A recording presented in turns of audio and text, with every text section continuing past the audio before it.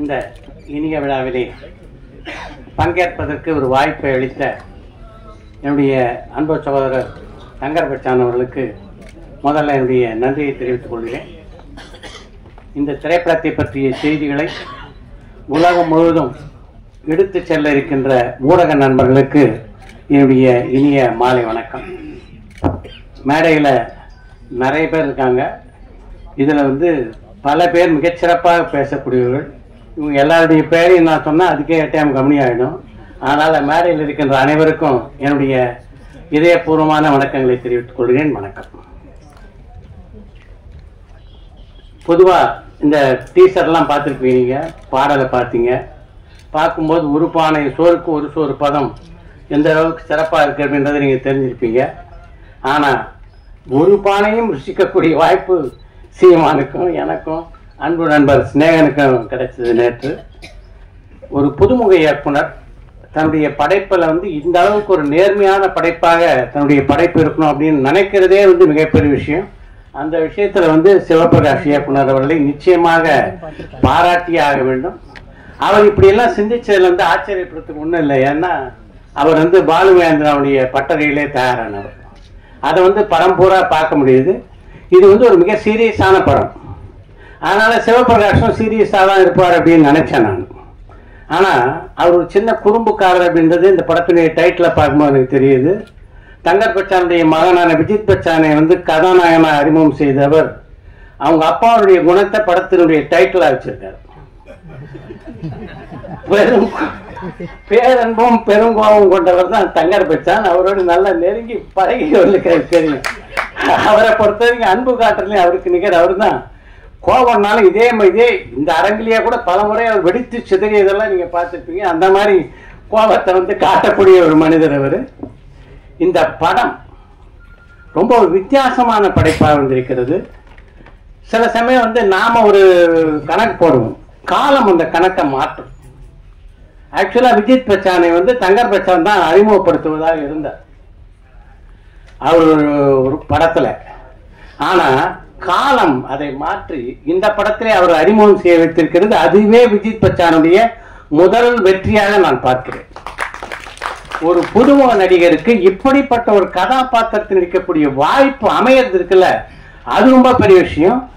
அந்த வாய்ப்பை மிகச்சரியாக பயன்படுத்திக் கொண்டிருக்கிறார் தங்கர் பச்சானுடைய அருந்தவ புதல்வர். ஏன்னா இது மாதிரி படத்துல தான் முதல் படத்துக்கே ஒரு கடுமையான உழைப்பு தேவைப்பட்டது. இந்த படத்துல அதை முழுமையாக அவர் செலுத்தியிருக்காரு. அதே மாதிரி இந்த படத்துல கதாநாயகன் நடிச்ச ஷாலியும் மிகச்சிறப்பா நடிச்சிருக்காங்க. ஏன்னா இந்த புதுமுக நடிகர்களை பொறுத்த வரைக்கும் முக்கியமான விஷயம் என்னன்னா, இந்த கதாபாத்திரம் இருக்கு அது உங்களை ஈர்க்க வேண்டும். அப்பதான் இந்த புதுமுகங்கள் உங்களுடைய மனதிலே பதிவாரு.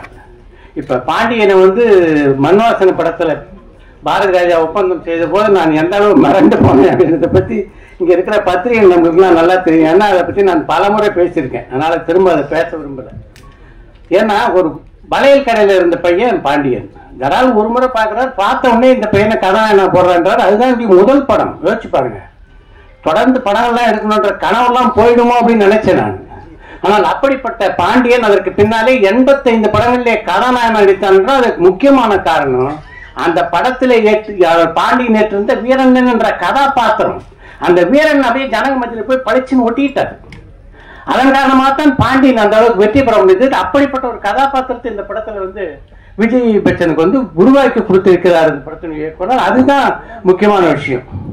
இது எல்லாத்துக்கும் மேல இந்த படத்துக்கு யார் இருந்தா சரியா இருக்கும் அப்படின்ட்டு மிக சரியாக நல்ல நல்ல நடிகர்களை தேர்ந்தெடுத்து போட்டிருக்காரு. ஒரு பக்கம் மைண்ட் ஓகே, இன்னொரு பக்கம் அருள்தாஸ் என்று என்னுடைய நண்பர்கள் பல பேர் இந்த படத்துல ரொம்ப சிறப்பா செஞ்சிருக்காங்க.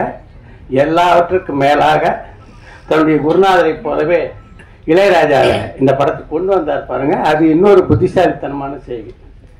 அவர் இளையராஜா ஒரு படத்துக்கு எப்படி உயிரூட்டுவார் அப்படின்றத காலம் காலமாக நம்ம எல்லாரும் பார்த்துட்டு இருக்கோம். அந்த பணியை இந்த படத்தையும் செய்திருக்கிறார். நினைவான ஒரு நிறைவான படமாக வந்திருக்கு. உங்கள் அனைவருக்கும் என்னுடைய இதயபூர்வமான வாழ்த்துக்களை பதிவு செய்து விடைபெறுகிறேன். நன்றி, வணக்கம்.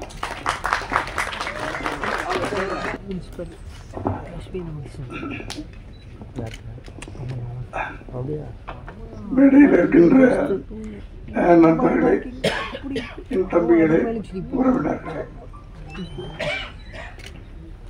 குறிப்பா தலைவர்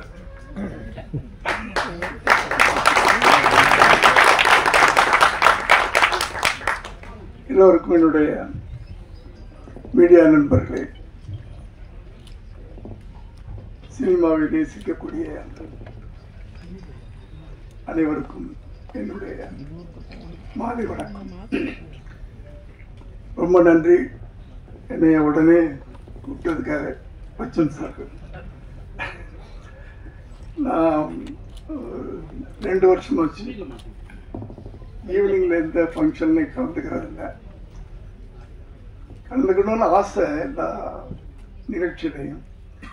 பட் ஒரு வயசுக்கு மரியாதை கொடுக்கணும்ல, அதை நான் கொடுத்துக்கிட்டு அடக்க ஒடுக்கமா ஒரு 6 மணி ஆச்சுன்னா வீட்டுக்குள்ள போய் அடைஞ்சிடும். 7 மணிக்கெல்லாம் டின்னரை முடிச்சுட்டு அப்படியே சினிமா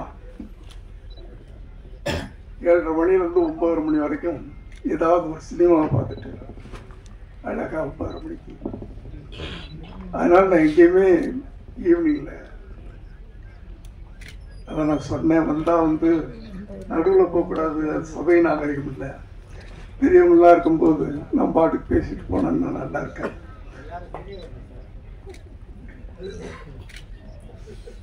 நான் உயரத்துல சொல்றேன்,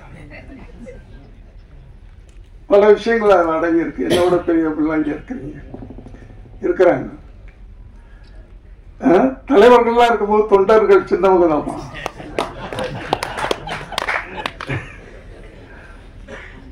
இல்லையா? அதனால தங்கர் பச்சன் அவர்களுக்கு என்னுடைய நன்றியை தெரிவிக்கிறேன். ஒரு நல்ல ஒரு எப்படின்னு சொல்றது தெரியல, அந்த நினைப்பு இருக்கிறது இல்ல. தங்கர் பச்சன் அவர்கள் எல்லாருக்கும் தெரியும், ஒரு பெரிய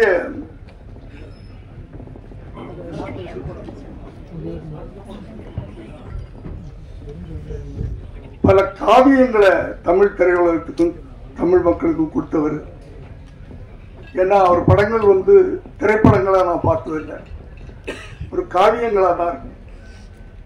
அப்படிப்பட்ட ஒரு சிறந்த இயக்குனர் தன் மகனை அறிமுகப்படுத்தணும் அப்படின்னு நினைக்கும் போது, ஒரு இளைஞனை ஒரு தகப்ப நடிகனா அறிமுகப்படுத்தணும். ஏன் இவ்வளவு பெரிய நடிகர் அதை செய்யல? அங்கேதான் அவருடைய புத்திசாலித்தனம். தப்பா எடுத்துக்காதீங்க, இங்க அதுல நிறைய அடங்கி இருக்கிறது. ஒரு பிள்ளைய செதுக்கணும்னா சாதாரண விஷயம் இல்லை. அதை வந்து இன்னொரு இளைஞன்ட்ட கொடுத்துருக்கீங்க பாத்தீங்களா? அங்கேதான் நீங்க செதுக்க ஆரம்பிச்சிட்டீங்க. நான் கூட அதான் நினைச்சேன், நடக்கல. என் மகன் விஜய் அவர்கள் நடிக்கணும்னு சொன்னப்போ அவரை போட்டோ ஷூட் எடுத்துட்டு, நான் அப்ப பிஸியா 90ல வந்து பல மொழிகள் அவ்வளவு இதா இருக்கும்போது நானும் அப்படித்தான் நினைச்சேன், நம்மளே நம்ம பிள்ளைய அறிமுகப்படுத்தினா நல்லா இருக்காது. அதுல பல சிக்கல்கள் இருக்கு அப்படின்னு போட்டோ ஷூட் எடுத்துட்டு அந்த ஆல்பத்தை கையில வச்சுக்கிட்டு எத்தனையோ இயக்குநர்கிட்ட போயிட்டேன். நான் ப்ரொடியூஸ் பண்றேன், எவ்வளவு வேணாலும் செலவு பண்றேன், இவனை அறிவு நீங்க டைரக்ட் பண்ணணும் அப்படின்னு பல இயக்குநர்கள்ட்ட போனேன். யாருமே, பல தயாரிப்பாளர்கள்லாம் போனேன். அப்பதான் கடைசியா போய் நானும் என் மனைவியும் ஆர்பி சௌத்ரி சார்ட்ட போறோம். ஏன்னா அவரு புது புது டெக்னீஷியன்லாம் உருவாக்குறவர், தைரியமா. அவர்கிட்ட போய் இதே வார்த்தை நானும் என் மனைவியும் போய் கேட்கிறோம். அப்பதான் அவர் சொன்னாரே, நீதான் பெரிய டைரக்டர் ஆச்சையா, நீயே அங்கேயும் இங்கே அழைச்சிட்டு இருக்க, நீயே அவனை வச்சு படம் எடுக்கியா அப்படின்னு சொன்னார்.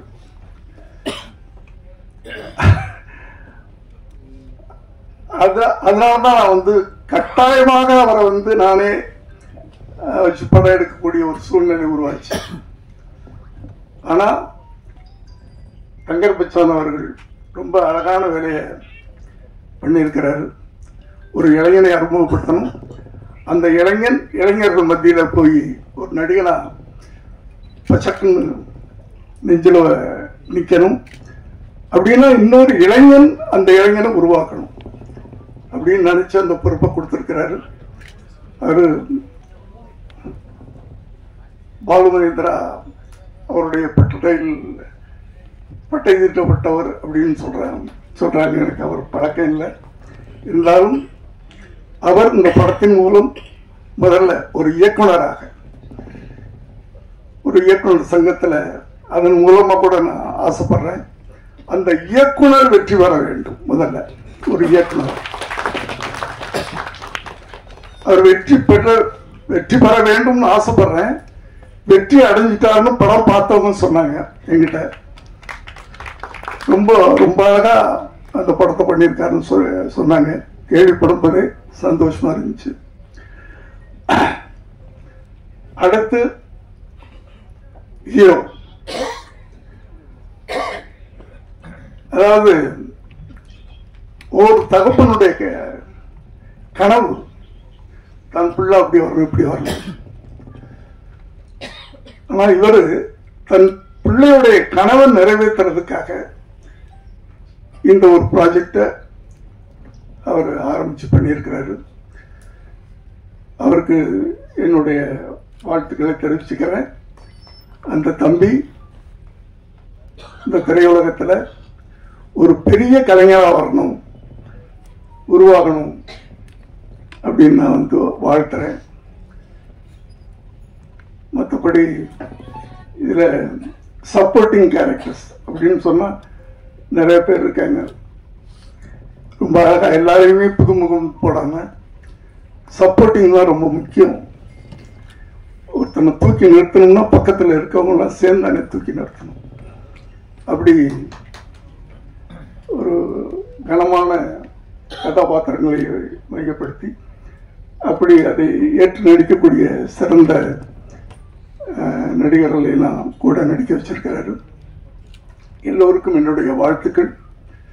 பேரன்பும் பெருங்கோபம், அதுலேயே வந்து கதை அன்பு காட்டுறவனுக்கு நான் அடிமையா இருப்பேன், அடக்க நினைச்சா என் கோபத்தை யாராலும் அடக்க முடியாது. அதுதானே கரெக்ட் தானே? கதையே சொல்லிட்டார் அந்த டைட்டில். என்னுடைய ஃபார்முலா தான், என்னுடைய ஃபார்முலா, என்னுடைய குணாதிசயம். நாங்கெல்லாம் வந்து ஒரே குணாதிசயங்களை கொண்டாடுறோம். அன்புக்கு அடிமையா இருப்போம், அடக்கணும்னு நினைச்சா அவ்வளவுதான். எங்க கோபத்தை எங்களாலே அடக்க முடியாது இல்லையா? அப்படியே இருந்தா அப்படியே ஜெயிச்சிட்டோம்.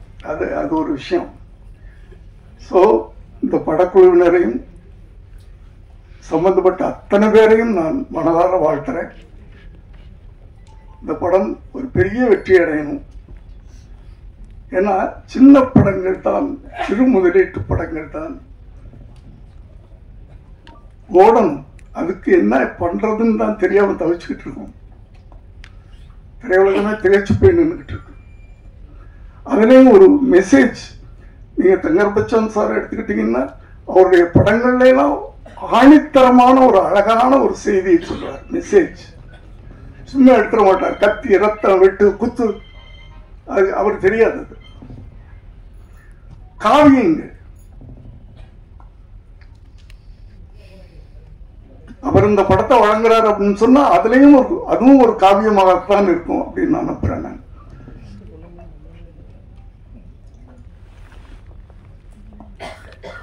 ஏன்னா இப்போ அது போற இடங்கள்லாம் நான் சொல்லிட்டு தான் இருக்கிறேன். வருகின்ற எழுத்தாளர்கள், இளைய தலைமுறை எழுத்தாளர்கள், இயக்குனர்கள், அவர்களுக்கு ஒரு பொறுப்புணர்ச்சி வேணும்னு சொல்லிக்கிட்டே இருக்கிறேன். ஏன்னா சினிமான்றது ஒரு பயங்கரமான ஆயுதம், வலிமையான ஆயுதம். சினிமா வந்து சொசைட்டில அவ்வளவு பெரிய தாக்கத்தை ஏற்படுத்துது. அதை ரொம்ப ஜாக்கிரதையா கவனமா நம்ம கையாளணும். ஆனா இப்பெல்லாம் வந்து படம் ஓடணும், அதுக்கு என்ன பண்ணணும்னு பாக்குறாங்களே தவிர அதுல என்ன நம்ம செய்தி சொல்றோம், மக்களுக்கு என்ன சொல்றோம் அப்படின்றது இல்லை. அந்த படம் ஓடணும்,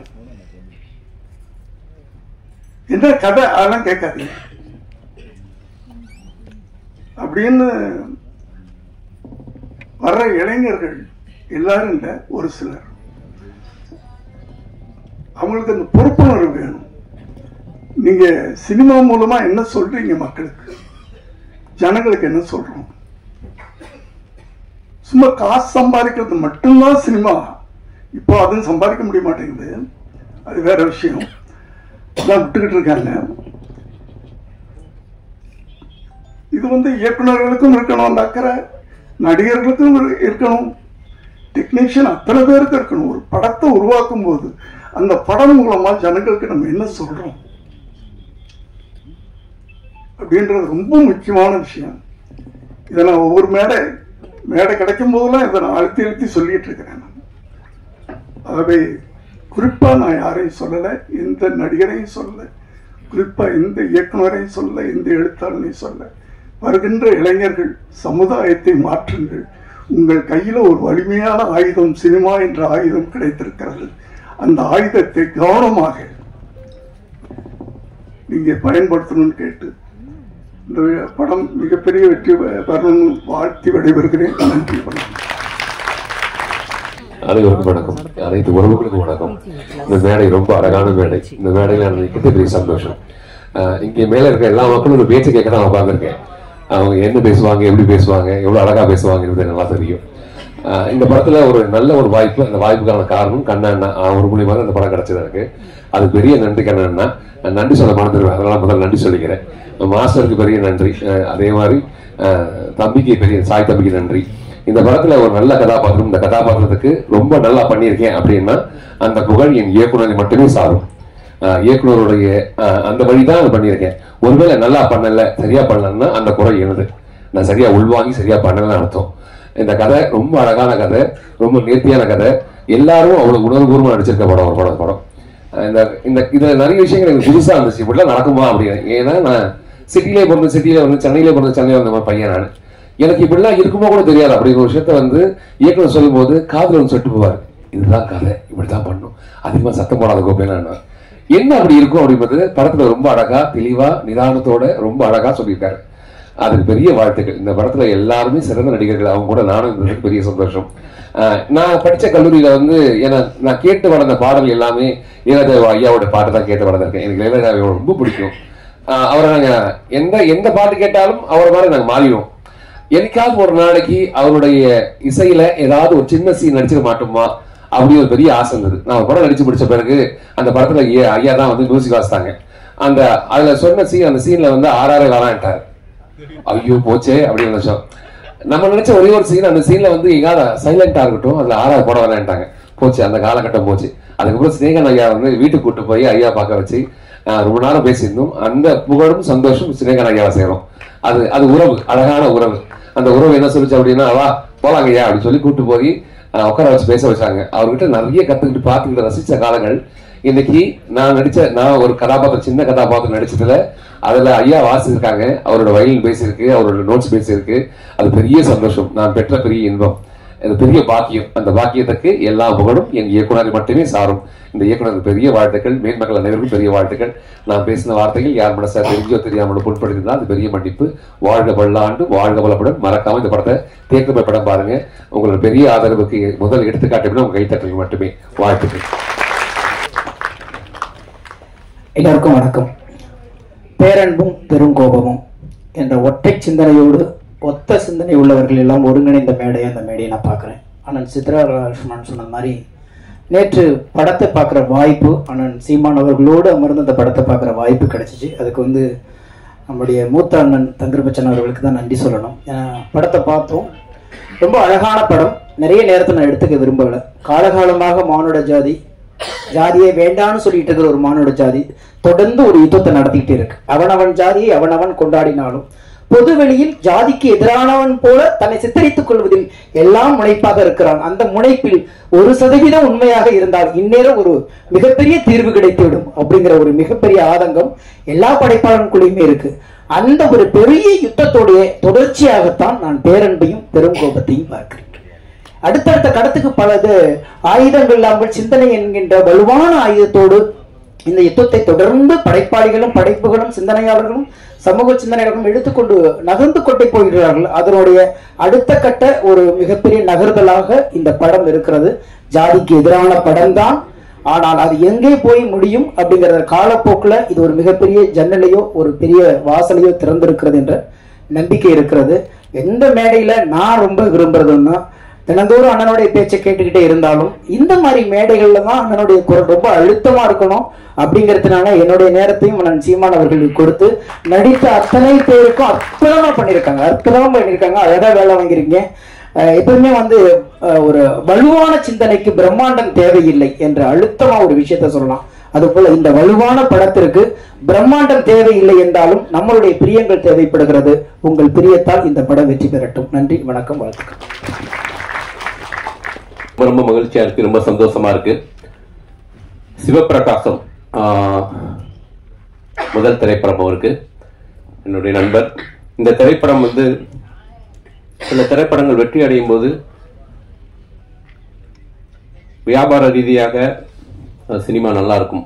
ஒரு படைப்பாளனா சிவபிரகாசம் மாதிரியான இயக்குநர்கள் தமிழ் சினிமாவில் வெற்றி அடையும் போது தமிழ் சினிமாவுக்கே ஒரு பெரிய அங்கீகாரம் கிடைக்கும் நான் நம்புறேன். நான் மகன்ல பாண்டிநாடு திரைப்படங்கள் நான் ரிவெஞ்ச் ஸ்டோரி பண்ணியிருந்தாலும் இந்த படத்துடைய ரிவெஞ்ச் ஸ்டோரி கிளைமேக்ஸ் என்னை ஒரு மாதிரி ஷேக் ஆக்கிருச்சு. ஏன்னா அந்த படத்துடைய கிளைமேக்ஸ் இதுவரையும் நான் அப்படி ஒரு கிளைமேக்ஸை பார்த்ததே கிடையாது, அப்படி ஒரு கண்டென்ட்டை நான் பார்த்ததே கிடையாது. நிச்சயமா இந்த திரைப்படத்துடைய கிளைமேக்ஸ் மிகப்பெரிய அளவுக்கு சோசியல் மீடியால பேசப்படும், மிகப்பெரிய அளவுக்கு ஒரு வெற்றிக்கு அந்த கிளைமேக்ஸ் ஒரு காரணமா இருக்கும் நான் ரொம்ப பிலீவ் பண்றேன். என்னுடைய நண்பர் சிவபிரகாசத்துக்கு என்னுடைய வாழ்த்துக்கள் முதல்ல தெரிவிச்சுக்கிறேன். இளையராஜா சார் அவரோட அழகு சாமி குதிரையை ஒர்க் பண்ணியிருக்கேன். அவரை பத்தி இந்த படத்துக்கு இந்த போஸ்டர் டிசைன் பண்ண அந்த தம்பிக்கு வாழ்த்துக்கள். இந்த படத்துல வரக்கூடிய அந்த நெருப்பு ஒரு இடத்துல வரும், அந்த இடத்துக்கு ஒரு கிளைமேக்ஸ்ல அந்த பர்டிகுலர் அந்த ப்ரீ கிளைமேக்ஸ்ல ஒரு ரீரெக்கார்டிங் பண்ணியிருப்பாரு. அமேசிங்கான ரீரெக்கார்டிங், அந்த இடத்தவே என்ஹான்ஸ் பண்ணி கொண்டு போச்சு. ஸோ அப்படியான ஒரு ரீரெக்கார்டிங் அந்த படம், அது ராஜா சாரால் மட்டும்தான் முடியும். மிகப்பெரிய ஒரு உயிரோட்டமா ஒரு எமோஷனலான ஒரு கண்டென்ட்டா இருந்துச்சு. ஸோ இளையராஜா சார் இந்த படத்துக்கு மிகப்பெரிய பலம். டிஓபி தினேஷ், நான் அசிஸ்டன்ட் ரைட்டரா இருக்கும்போது அவரும் அசிஸ்டன்ட் கேமராமேனா வாழ்க்கையை ஸ்டார்ட் பண்ணோம். ஸோ தினேஷ் இந்த படத்துல ஒரு கேரளாவில் ஒரு லவ் எபிசோடு வரும், ஃபிளாஷ்பேக் போர்ஷன்ஸ் அமேசிங்கா இருக்கும் அதனுடைய லவ் போர்ஷன்ஸ். ஸோ டிஓபிக்கு என்னுடைய வாழ்த்துக்களை தெரிவிச்சுக்கிறேன். தங்கர்பச்சன் சார் நான் அவர் டைரக்டரா இருக்கும்போது, அவர் குட்டி பையனா இருக்கும்போது அவருடைய சின்ன வயசுல அவருடைய ஆக்டிவிட்டிஸ் எல்லாம் வீடியோ எடுத்து அவரு நிறைய சேகரிச்சு வச்சுட்டு இருந்தாரு அப்படின்னு நான் படித்தேன். ஸோ அப்ப இருந்தே அவர் முடிவு பண்ணிட்டாரு இந்த பையன் ஹீரோ தான். ஸோ அவருடைய கனவு இந்த இடத்துல நிறைவேறி இருக்குது. ஒரு முதல் திரைப்படத்துல ஒரு ஹீரோவுக்கு இவ்வளவு வலுவான கதாபாத்திரம் கிடைக்கிறது ரொம்ப ரொம்ப அரிது. ஏன்னா ஒரு 20 வயசு பையனாகவும் நடிக்கணும், அதே டயத்தில் ஒரு 50 வயசு வயதானவராகவும் நடிக்கணும். அப்படியான ஒரு 2 மாறுபட்ட கதாபாத்திரங்கள், 2 கதாபாத்திரத்தையுமே ரொம்ப உள்வாங்கி அந்த எமோஷனை ரொம்ப சரியா வெளிப்படுத்தியிருக்காரு. ஹீரோ தம்பிக்கும் என்னுடைய வாழ்த்துக்கள். தம்பி தமிழ்ல பேர் விட வாய்க்குள்ள வர மாட்டேங்குது.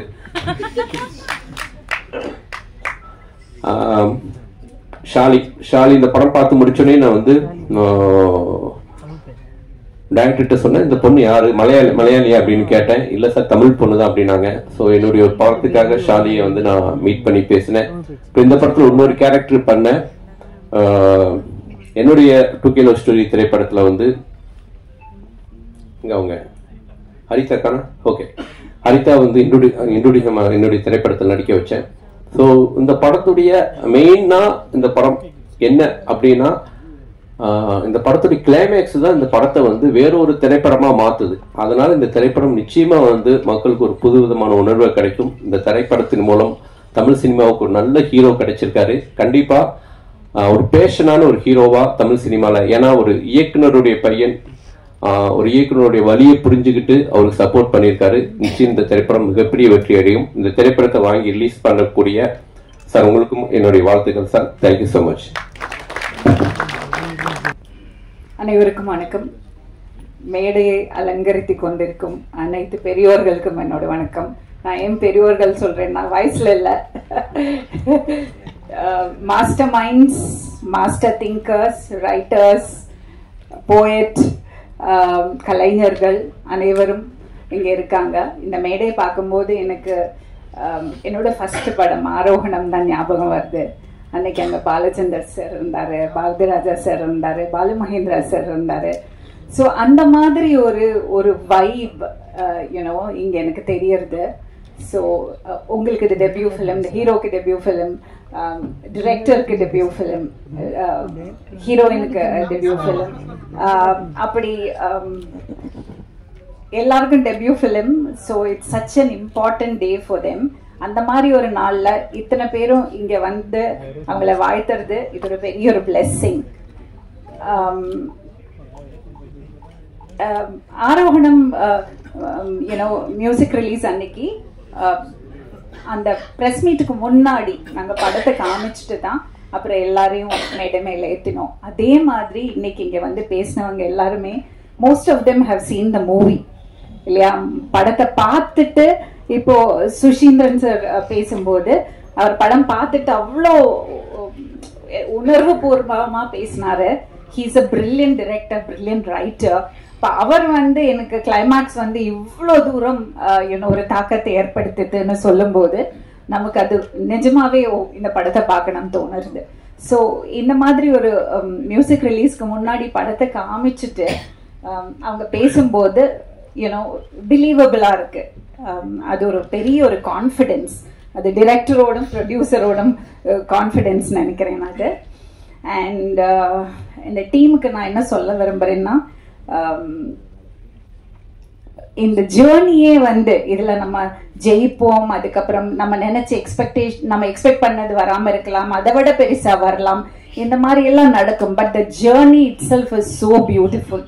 அந்த பயணமே அவ்வளோ அழகானது. அண்ட் சினிமால வந்து நம்ம அந்த உழைப்பையும் அந்த அந்த அந்த ஒரு பேஷனும் இருந்தா நம்மளை ஏமாத்தவே ஏமாத்தாது. நம்ம 1% போட்டோம்னா அது 100% நமக்கு திரும்பி வரும். 1% ஹார்ட் ஒர்க் போட்டோம்னா நம்ம சின்சியரா இருந்தோம்னா அது 100% நமக்கு ரிவார்டிங்கா இருக்கும். அந்த 1% இன்சின்சியரிட்டி காமிச்சோம்னா அதே மாதிரி 100% நமக்கு திருப்பி அடிக்கும். அதுதான் சினிமா. ஸோ அதுதான் என்னோட அண்டர்ஸ்டாண்டிங். ஸோ எனக்கு எல்லாரும் இங்க உட்கார்ந்து எல்லாரையும் பார்க்கும்போது இந்த படம் ஒரு பெரிய வெற்றி படமா அமையும்னு ஒரு ஒரு தாட் வருது. சொல்லுவாங்க இல்லையா, ஒரு நொஸ்டால்ஜியா, அந்த மாதிரி ஒரு நொஸ்டால்ஜியா ஃபீல் ஆகுறது. And all the best to the team. And அவங்க எல்லாம் சொன்ன மாதிரி இந்த படம் ஒரு படம் எடுக்கிறது பெரிய விஷயம் இல்லை, அது தியேட்டருக்கு கொண்டு போறது ரிலீஸ் பண்ணுறது எவ்வளோ கஷ்டமான விஷயம்னு எனக்கு தெரியும். நான் ஒரு இண்டிபெண்டன்ட் ஃபிலிம் மேக்கர், எவ்வளோ கஷ்டப்பட்டிருக்கேன்னு எனக்கு தெரியும். ஸோ இவர் சந்திரசேகர் சார் சொன்னார் இல்லையா, இந்த மாதிரி படங்கள் எல்லாம் எப்படி ஜெயிக்க வைக்கிறது, ஆர்வி உதயகுமார் சாரும் சொன்னாரு எப்படி ஜெயிக்க வைக்கிறது தெரியல, அதுக்காக ஏதோ பண்ணணும். ஐ திங்க் மலையாளம் இண்டஸ்ட்ரியிலையும் அதுதான் இப்போ பேச்சு நடந்துட்டு இருக்கு. இந்த பிரம்மாண்டம் இதையெல்லாம் தாண்டி ரியலிஸ்டிக்கான நல்ல கதைகள் மறுபடியும் வரணுங்கிற ஒரு ஆர்வம் ப்ரொடியூசர் சைட்ல இருந்தும் மேக்கர் சைட்ல இருந்தும் வர ஆரம்பிச்சாச்சு. I think it's a very welcome change. I think we are able to crack it. அதை கிராக் பண்ண முடிஞ்சா பெரிய விஷயம். எல்லா ஜான்ரால இருக்கிற படங்களும் எல்லா பெர்ஸ்பெக்டிவ்ல இருக்கிற கதைகளும் மக்களுக்கு பார்க்கறதுக்கு ஒரு வாய்ப்பு அது இடையில இருக்கிறவங்க மட்டும் முடிவு பண்ணாம இதுதான் மக்களுக்கு பிடிக்கும், இதுதான் மக்கள்கிட்ட போய் சேரும், இதுதான் அவர் சொன்னார் இல்லையா ஒரு கார்பரேட் கல்ச்சர் பேக்கேஜஸ், இதுதான் பேக்கேஜ், அந்த மாதிரி இல்லாம எல்லாத்துக்கும் ஒரு நியாயமான ஒரு வாய்ப்பு அத உருவாக்குறதுக்கு, அதை கொண்டு வரதுக்கு ஒரு சிஸ்டம், இந்த சிஸ்டம் அது எப்படி நம்ம எல்லாரும் சேர்ந்து அந்த வாய்ப்பை எப்படி உருவாக்குறது, அதை நம்மளால கிராக் பண்ண முடிஞ்சா அது ஒரு மிகப்பெரிய விஷயம் நான் நினைக்கிறேன். Thank you very much for this opportunity and all the best. Thank you.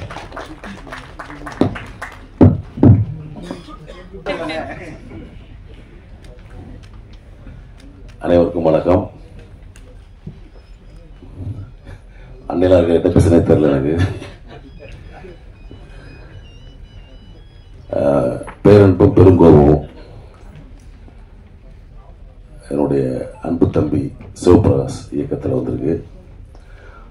இது எப்படின்னா ஒரு குடும்பத்தில் இந்த முதல் பட்டதாரி வந்தோன்னு ஒரு சந்தோஷம் இருக்கும்ல, அந்த மாதிரி ஒரு பயங்கரமான ஒரு சந்தோஷமான ஒரு நிகழ்ச்சி இது. ஏன்னா சிவபிரகாஷ் இங்கே குடும்பத்தில் ஒருத்தர், நிறைய பேர் ஒர்க் பண்ணி போராடி இந்த படத்தை பண்ணியிருக்காரு. ரொம்ப ஒரு கிரியேட்டிவிட்டியான ஒரு ஃபிலிம். நம்மளுக்குலாம் மதுரை சைடு ஒன்றும் பிரச்சனை இல்லை, அது தெரியும் கல்ச்சர். ஆனால் கோபி என்ன சொன்ன மாதிரி, மேன் கோபி என்ன சொன்ன மாதிரி அவருக்கு புதுசாக இருந்துச்சு. அதே மாதிரி லோவு சார், நாங்கள்லாம் ஒரு வில்லன் கேங்கு. ரொம்ப ஒரு அற்புதமான ஒரு படம். அந்த படம் கண்டிப்பாக வந்துடும். நேற்று நான் படம் பார்க்குற ஊரில் அந்த நித்தம் வந்தேன் ஈவினிங்கு. கண்டிப்பாக பார்த்து ரசிக்கிறோம். உங்களால் பிடிக்கும்னு நினைக்கிறேன். ரொம்ப ஒரு எமோஷனல் மூமெண்ட்டாக இருக்குது. பிரகாஷ்,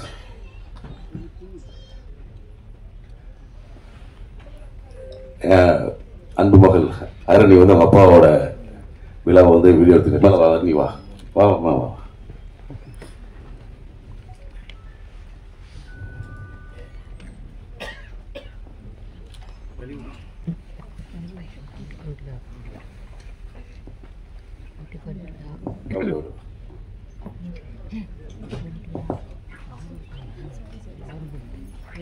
ஏன்னா ஒரு அப்பாவோட ஒரு முதல் பட விழாவில் ஒரு பொண்ணு அப்போ பார்த்துட்டு வீடியோ எடுத்துட்டு எல்லாரும் பேச்சு வீடியோ எடுத்துட்டே இருக்கு. ஒரு எமோஷனல் மூமெண்ட்டாக இருந்துச்சு. கண்டிப்பாக பிரகாஷ் ஜெயிச்சிருவோம், கண்டிப்பாக ஜெயிப்போம். இந்த விழாவை கண்டிப்பாக சபி மேலே பார்த்துட்டு நினைக்கிறேன். Okay, thank you.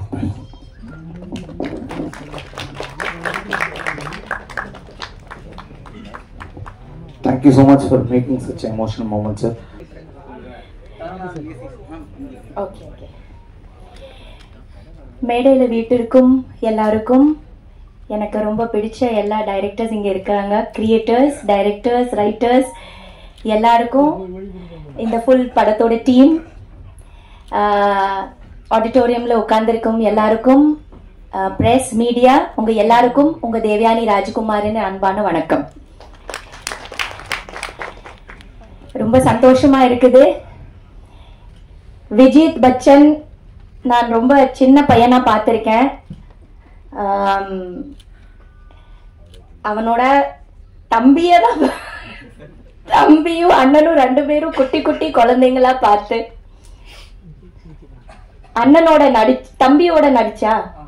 தம்பியோட நான் நடிச்சு இன்னைக்கு அண்ணன் ஹீரோ ஆயிருக்காரு இல்லையா? What a beautiful moment.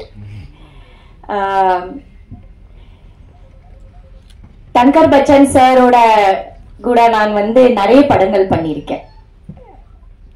அவரோட டிராவல், காதல் கோட்டையிலிருந்து ஆரம்பிச்சு அழகி, பாரதி, மறுமலர்ச்சி, கண்ணுக்கு கண்ணாக, இந்த மாதிரி எவ்வளவோ படங்கள், அவ்வளோ அருமையான படங்கள்ல அவரோட சினிமாட்டோகிராஃபில ஒர்க் பண்றதுக்கு எனக்கு வாய்ப்பு அவர்கிட்ட இருந்து நிறைய நான் கத்துக்கிருக்கேன். I've learned so much from you, sir. You should clap please. ஒரு எக்ஸலண்ட் சினிமாட்டோகிராஃபர், ஒரு எக்ஸலண்ட் ரைட்டர், ஒரு எக்ஸலண்ட் டைரக்டர், ரியலிஸ்டிக் ஃபீலிங்ஸ், ரொம்ப போயட்டிக்கா, ரொம்ப ஸ்வீட்டா, ரொம்ப அழகா சொல்லக்கூடிய ஒரு கிரியேட்டர் அவர். இன்னைக்கு அவரோட சன் வந்து இந்த படம் மூலமா வந்து இன்ட்ரடியூஸ் ஆயிட்டு இருக்கிறாரு. எல்லாரும் அவரை என்கரேஜ் பண்ணுங்க. Media please encourage him, please support him.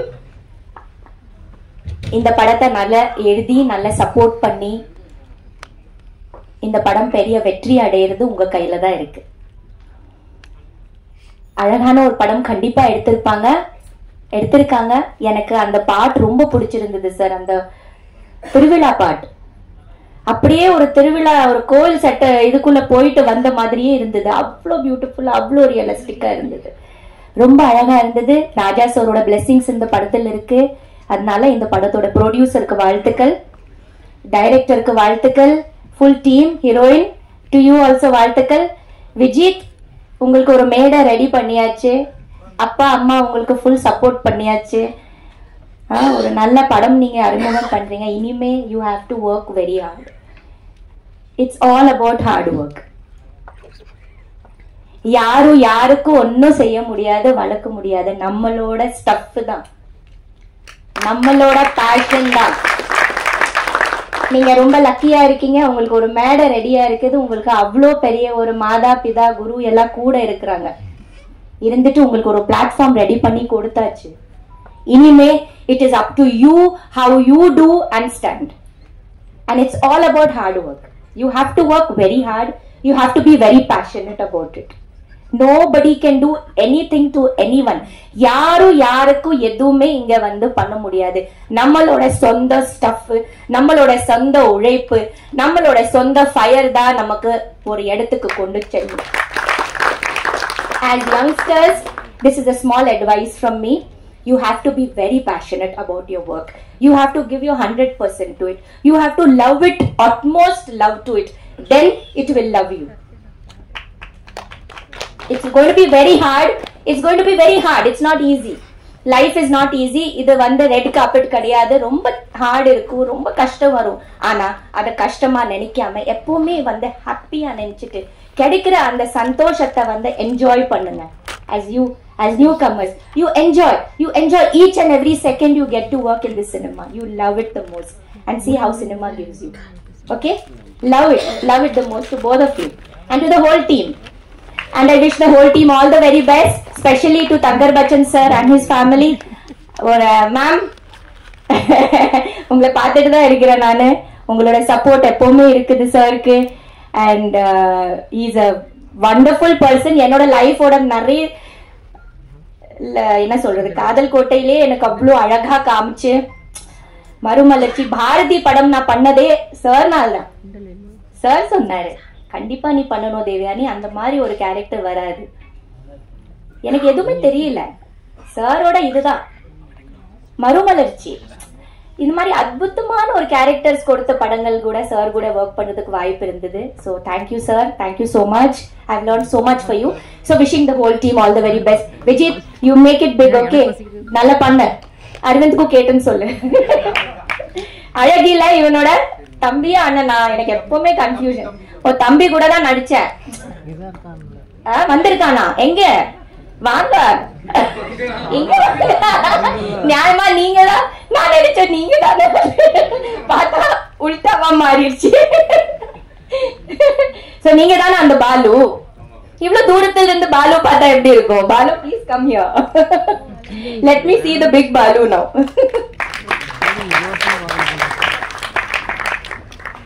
Oh my god. நீங்க தானே அந்த குட்டி பையன்? இவ கூட நடிச்ச நான் அழகி படத்துல ஒரு குட்டி பையனா நடிச்சிருப்பானே, இது இவருதான் Balu. grown so big. Time எப்படி சீக்கிரமா போகுது பாத்தீங்களா? எல்லாம் வளர்ந்துட்டாங்க எங்க முன்னாடி. ரொம்ப சந்தோஷமா இருக்குது. வாழ்த்துக்கள் தம்பி, நீங்களும் நல்லா பண்ணுங்க. Okay, thank you. தேங்க்யூ. இனிய மாலை வணக்கம். தங்கர் பச்சன் சார் வந்து ஒரு செம்ம ஃபோட்டோகிராஃபர். நான் வந்து அஸ்மினேட்டரா வேலை பார்க்குறப்ப மறுமலர்ச்சி ஆகட்டும், பாரதி ஆகட்டும், காதல் கோட்டை ஆகட்டும் பார்த்து நான் வியந்து, நம்ம படம் பண்ணா இப்படி ஒருத்தரோட பண்ணணும். பாரதிலாம் அந்த சாங்கு நிற்பதுமே நடப்பதுமே பிரமாதமா இருக்கு. அந்த உலகத்தை அவ்வளோ பாரதி உலகத்தை கொண்டு வந்ததுல அவருடைய மெனக்கெடல் ரொம்ப பிரமாதமான மெனக்கெடல். அழகி படம் நான் காசி தியேட்டர்ல பார்த்தேன். ஒரு பழைய காதலியை சாலையில வந்து தார் போடுற ஒருத்தரா பார்க்கிற நேரத்துல அழுது கரைஞ்சு தியேட்டரை விட்டு என் பைக்கை கூட எடுக்காம நடந்து வீட்டுக்கு வந்துட்டேன். அதுக்கு மேல என்னால படம் பார்க்க முடியல. அப்புறம் திருப்பி போய் அந்த படத்தை போய் பார்த்தேன். தமிழ் சினிமாவின் ஆகச்சிறந்த ஒரு படம்னா வந்து அது அழகி. என்ன உண்மையான உணர்வோட அப்பா அப்படி எனக்கு இதுக்கு முன்னாடி அப்படி ஒரு பாலிய காதலியை ஒரு சாலையில் ஒரு காதலன் பார்க்கிற ஒரு காட்சி இடம்பெற்றிருக்கா எனக்கு தெரியல. ஆனா அது வந்து மனசுல ஒரு ஆணி மாதிரி அடிச்சது. அது ஒரு விதை. அது மாதிரி அடுத்து பல படங்கள் வருவதற்கான ஒரு விதை வந்து ஒரு அழகி வந்து அவ்வளோ அழுத்தமா நந்திதா தாஸோட அது ஊன்றது வந்து மிக மிக மிகச்சிறப்பான ஒரு விஷயம். அப்புறம் சொல்ல மறந்த கதை பிரமாதமான படம். ஆனா எனக்கு பள்ளிக்கூடம் படத்துல வந்து தங்கர் பச்சான் சார் நடிச்சிருப்பாரு. உண்மையிலேயே நான் சொல்றேன், தமிழ் சினிமா ஒரு அற்புதமான நடிகனை தொடர்ந்து பார்க்க தவறிவிட்டதுதான் நினைக்கிறேன். என்ன பிரமாதமான ஒரு பெர்ஃபார்மன்ஸ். எனக்கு அதை பார்த்து வியந்து, நீ நடிப்பு கொடுங்க, வாய்ப்பு கொடுங்க என்கிட்ட கேட்பாரு. ஆனா ஒரு பலாப்பழத்தை எடுத்துட்டு வந்து அவர் பேசுற காட்சியெல்லாம் பாக்குறப்ப ரொம்ப பிரமாதமா இருக்கும். அப்புறம் என்னை ரொம்ப நேசிக்கிற ஒரு மனிதர். வெயிலாகட்டும், அங்காடி திருப்படம் பார்த்துட்டு நேரம் என் வீட்டுக்கே ஒரு சால்வையோட வந்து பாராட்டுகிற ஒரு மனிதர். ஏன் 9ஆம் நோட் புக்கு படிக்கல அப்படின்னு கோவமா சண்டை போடுகிற ஒரு அண்ணன் மாதிரி.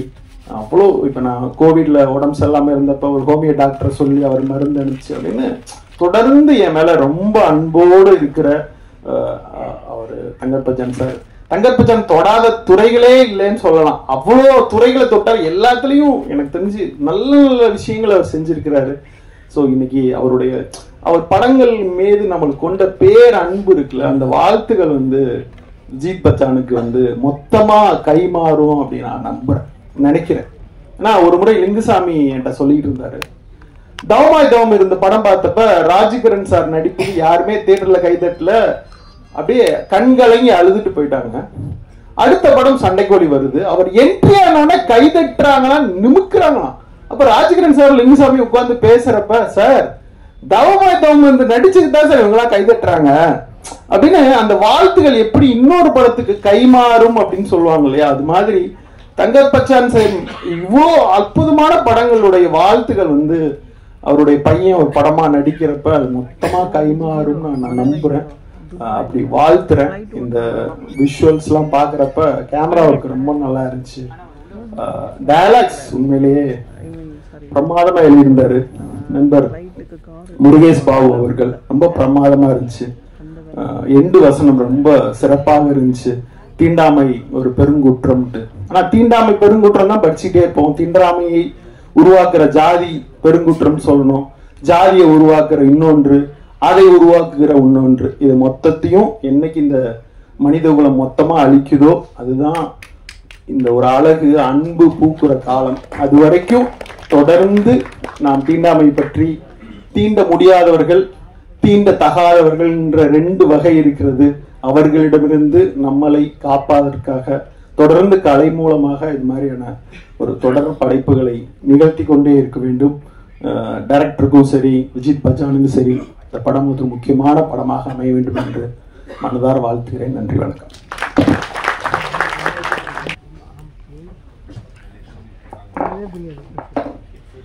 ஏற்கனவே மணி 8:45 ஏசி ஆஃப் பண்ணிட்டு இருக்காங்க. இதுல ஆல்பம் பேர் சொல்லி சீமான் வேற 2 பக்கம் இட்டி பாக்குறாங்க, எத்தனை தரடா பிச்சை இருக்கு அப்படின்னு. பேரன்பும் பெருங்கோபமும் படத்தின் வெளியீட்டு அறிவிப்புக்கு வந்திருக்க உங்கள் எல்லோரையும் வணங்கி மகிழ்கிறேன். இந்த படம் வந்து தொடர்ச்சியாக இந்த படம் பற்றி எல்லோரும் வாழ்த்தி பேசினார்கள். அதில் குறிப்பாக தங்கர் பச்சனின் மகன் அறிமுகமாகிற படம் என்பதால் தங்கர் பச்சனை பற்றி அதிகம் பேசினார்கள். நீங்கள் தங்கர் பச்சனை புரிஞ்சுக்கிறதுக்கு உங்களுக்கு நுட்பம் வேணும். 9 ரூபாய் நோட்டுன்னு ஒரு படம். 9 ரூபாய் நோட்டுனா என்ன? செல்லாது இல்லை. அப்படித்தான் ரொம்ப நாள் என் நண்பருக்கு தான் சொன்னிட்டு, அப்படி இல்லைடா இந்திய நாணய அமைப்பில் மொத்தம் 9 ரூபா நோட்டு இருக்கான். 1 ரூபா, 2 ரூபா, 5 ரூபா, 10 ரூபா, 20 ரூபா, 50 ரூபா, 100 ரூபா, 500 ரூபா, 1000 ரூபா. அந்த எடுத்துட்டு 9 ரூபா நோட்டு இருக்கு. அந்த 9 ரூபா நோட்டு பயனில்லடா, அதை விட அந்த மனுஷன் உயர்ந்தவரா சொல்ற 30 இருக்குடா வாங்க. நாங்கள் என்னடா படம் வந்து இத்தனை வருஷம் கழிச்சு எனக்கு சொல்றீங்க. இது புரியாம அந்த படத்தை 2-3 தடவை பார்த்துட்டேன். அதை விட அண்ணன் சொல்றது ரொம்ப பிரமாதமான 30 இருக்கு. என்னன்னா இந்த படத்துல கதாநாயகனுக்கு விஜித்னு பேர் வச்ச அண்ணன் ஒன்று சொன்னார் பாருங்க. நான்லாம் அதுல இருந்து மீளவே இல்லை. நான் நினைச்சுக்கிட்டு இருக்கேன் அஜித்ல பாதி விஜய்ல பாதி விஜித்னு. நீங்க நினைச்சிருக்கேன். நம்ம எல்லாம் 9 ரூபா நோட்டமா நினைச்சவங்க எல்லாரும். அண்ணன் தான் சொன்னார், ராத்திரி திடீர்னு முழிச்சேன், எனக்கு இந்த பேர் ஒலிச்சிச்சு காதுல, அப்படித்தான் அந்த பேர் வச்சேனாரு. எனக்கு என்ன பிடிச்சிருந்துச்சுன்னா, அதை நம்ம நம்புறமோ இல்லையோ, தங்கர் பச்சை நம்புறாரு பாருங்க. அதை இந்த பேர் எனக்கு காதுல ஒலிச்சிச்சு, அதை எல்லாரும் சொல்றாரு பாருங்க. அந்த நம்பிக்கை தான் ரொம்ப முக்கியம் சினிமாவில். இதை சொன்னா நம்புவோம், நம்புறதா நம்ம சொல்லுவோம் அப்படின்னு. அப்படி இந்த படத்தில் அறிமுகமாகும் விஜய் பச்சானுக்கு முதல்ல வாழ்த்துக்கள். இதை வேற சுசீந்திர வேற காதுல கேட்டதுன்னு தெரியாம தம்பி தம்பி பேர் வர மாட்டேங்கிறாரு. நாங்க கூட யோசிச்சு வச்சிருக்கோம் ஒரு பேர், நீங்க பேர் வராதுங்கிறீங்க. அதனால தேவயானி அவர்கள் மிக சிறப்பாக தன் வீட்டு பிள்ளையை வாழ்த்துவதைப் போல, தன் வீட்டு பிள்ளையை கண்டிப்பதைப் போல, தன் வீட்டு பிள்ளைக்கு வழிகாட்டுவதைப் போல மிக நேர்த்தியான ஒரு பேச்சு பேசிட்டாங்க. நீங்க பார்த்தீங்கன்னா தேவயானி ஒரு 20 வருஷம் கழிச்சு தம்பி பிரமாதமா பெரிய நடிகன் ஆயிடுவான். அவன் தம்பி அதோட பெரிய நடிகன் ஆயிடுவான். ஆனதுக்கு அப்புறம் என்ன செய்வாங்க தெரியுமா? தங்கர் பச்சனை கீழே உட்கார வச்சுருவாங்க. தங்கர் பச்சனை கீழே உட்கார வச்சுருவாங்க முதல் வரிசையில். ஏன்னா அவங்க இருந்து கோவம் இருக்கும். நான் அறிமுகமாகறேன், மேடையில் வந்து உட்கார்ந்துக்கிட்டு வர்றவங்க எங்களை பேசாம எங்க அப்பள பேசிட்டே பழி வாங்குற ஒரு ஆள் கேட்டா பாத்தீங்களா என்ன பண்ணி முத படம் நடிக்கிறக்குள்ள எல்லா ரகசியத்தையும் கதாநாயகத்தை நீயும் சொல்ற.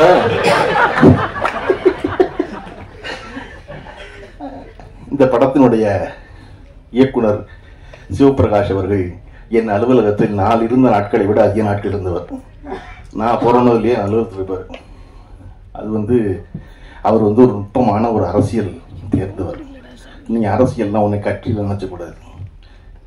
தினசரி வாழ்க்கைக்கு ஒரு அரசியல் தேவைப்படுது இல்லையா? அந்த அரசியலை முழு முதலா படித்தவர் சிவபிரகாஷ். அவருக்கு என்ன எந்த காரியம் எப்படி செய்யணும்னு தெரியணும். அடிப்படை அரசியல் அதுதானே. இதனால் இவன் முடிக்குங்கிறத தெரிஞ்சுக்கிறதா முதல் அரசியல். அதை ரொம்ப நேர்த்தியா தெரிஞ்சவர் சிவபிரகாஷ். நம்ம பேசிட்டு இருக்கும்போது யாருப்பா அங்கே ஏசி போடுங்க நாங்கள்ல சீமான் கிட்ட என்ன சொல்றாங்க, போடவே மாட்டாங்க. சுரேஷ் ஏசியை போடுனா தான் சுரேஷை திருப்பி கூட கேட்க முடியும், என்னடா ஆச்சு ஏசின்னு. நீங்க பொதுவாக யாருப்பாங்க சாம்பார் கொண்டு வானா சாம்பார் கடைசி வரை 10க்கு வரவே வராது. அந்த மாதிரி நம்ம ஆள் குறிப்பிட்டு சொல்லணும். அப்படி சிவபிரகாஷ் குறிப்பிட்டு சொல்றவர் தன்னுடைய முதல் படத்தை இவ்வளவு ஒரு அடர்த்தியான படமாக எடுத்திருப்பதாக பார்த்த எல்லோரும் சொன்னார்கள். ஏன்னா நான் பார்த்துடக்கூடாதுன்னு ரொம்ப கவனமா இருந்தார் சிவபிரகாஷ். வேற காட்ட சொல்லி எனக்கு இன்னைக்கு வரையும் படம் காட்டல. அவர் கேட்டாரு, என்ன உங்களுக்கு மட்டும் காட்டலையா? இல்லை என்ன காட்டல, இருந்ததில்லை, நல்லதுதான். நான் என் இயக்குனர் படம் காட்டல. எழில் சார் துல்லாமத்தூர் படம் எடுத்த போது இயக்குனர் படம் காட்டல. அவருடைய இயக்குனருக்கு நான் பார்த்தீங்க சார் படமே காட்டல, ஒரு ஃப்ரேம் கூட காட்டல. எனக்கு என்னன்னா பார்த்துக்கிட்ட தியேட்டரில் அப்படின்னு தியேட்டரில் அந்த படம் பார்த்து வெற்றிகரமாக ஓடிய பொழுது என்னை விடவும் அதிகம் மகிழ்ந்தது திரு பார்த்திபன் அவர்கள் தான். அதை போல இந்த படம் பெறும் வெற்றிக்கு சிவபிரகாஷோட அதிகம் நான் மகிழ்கிறேன். இன்னொரு முக்கியமான விஷயம்,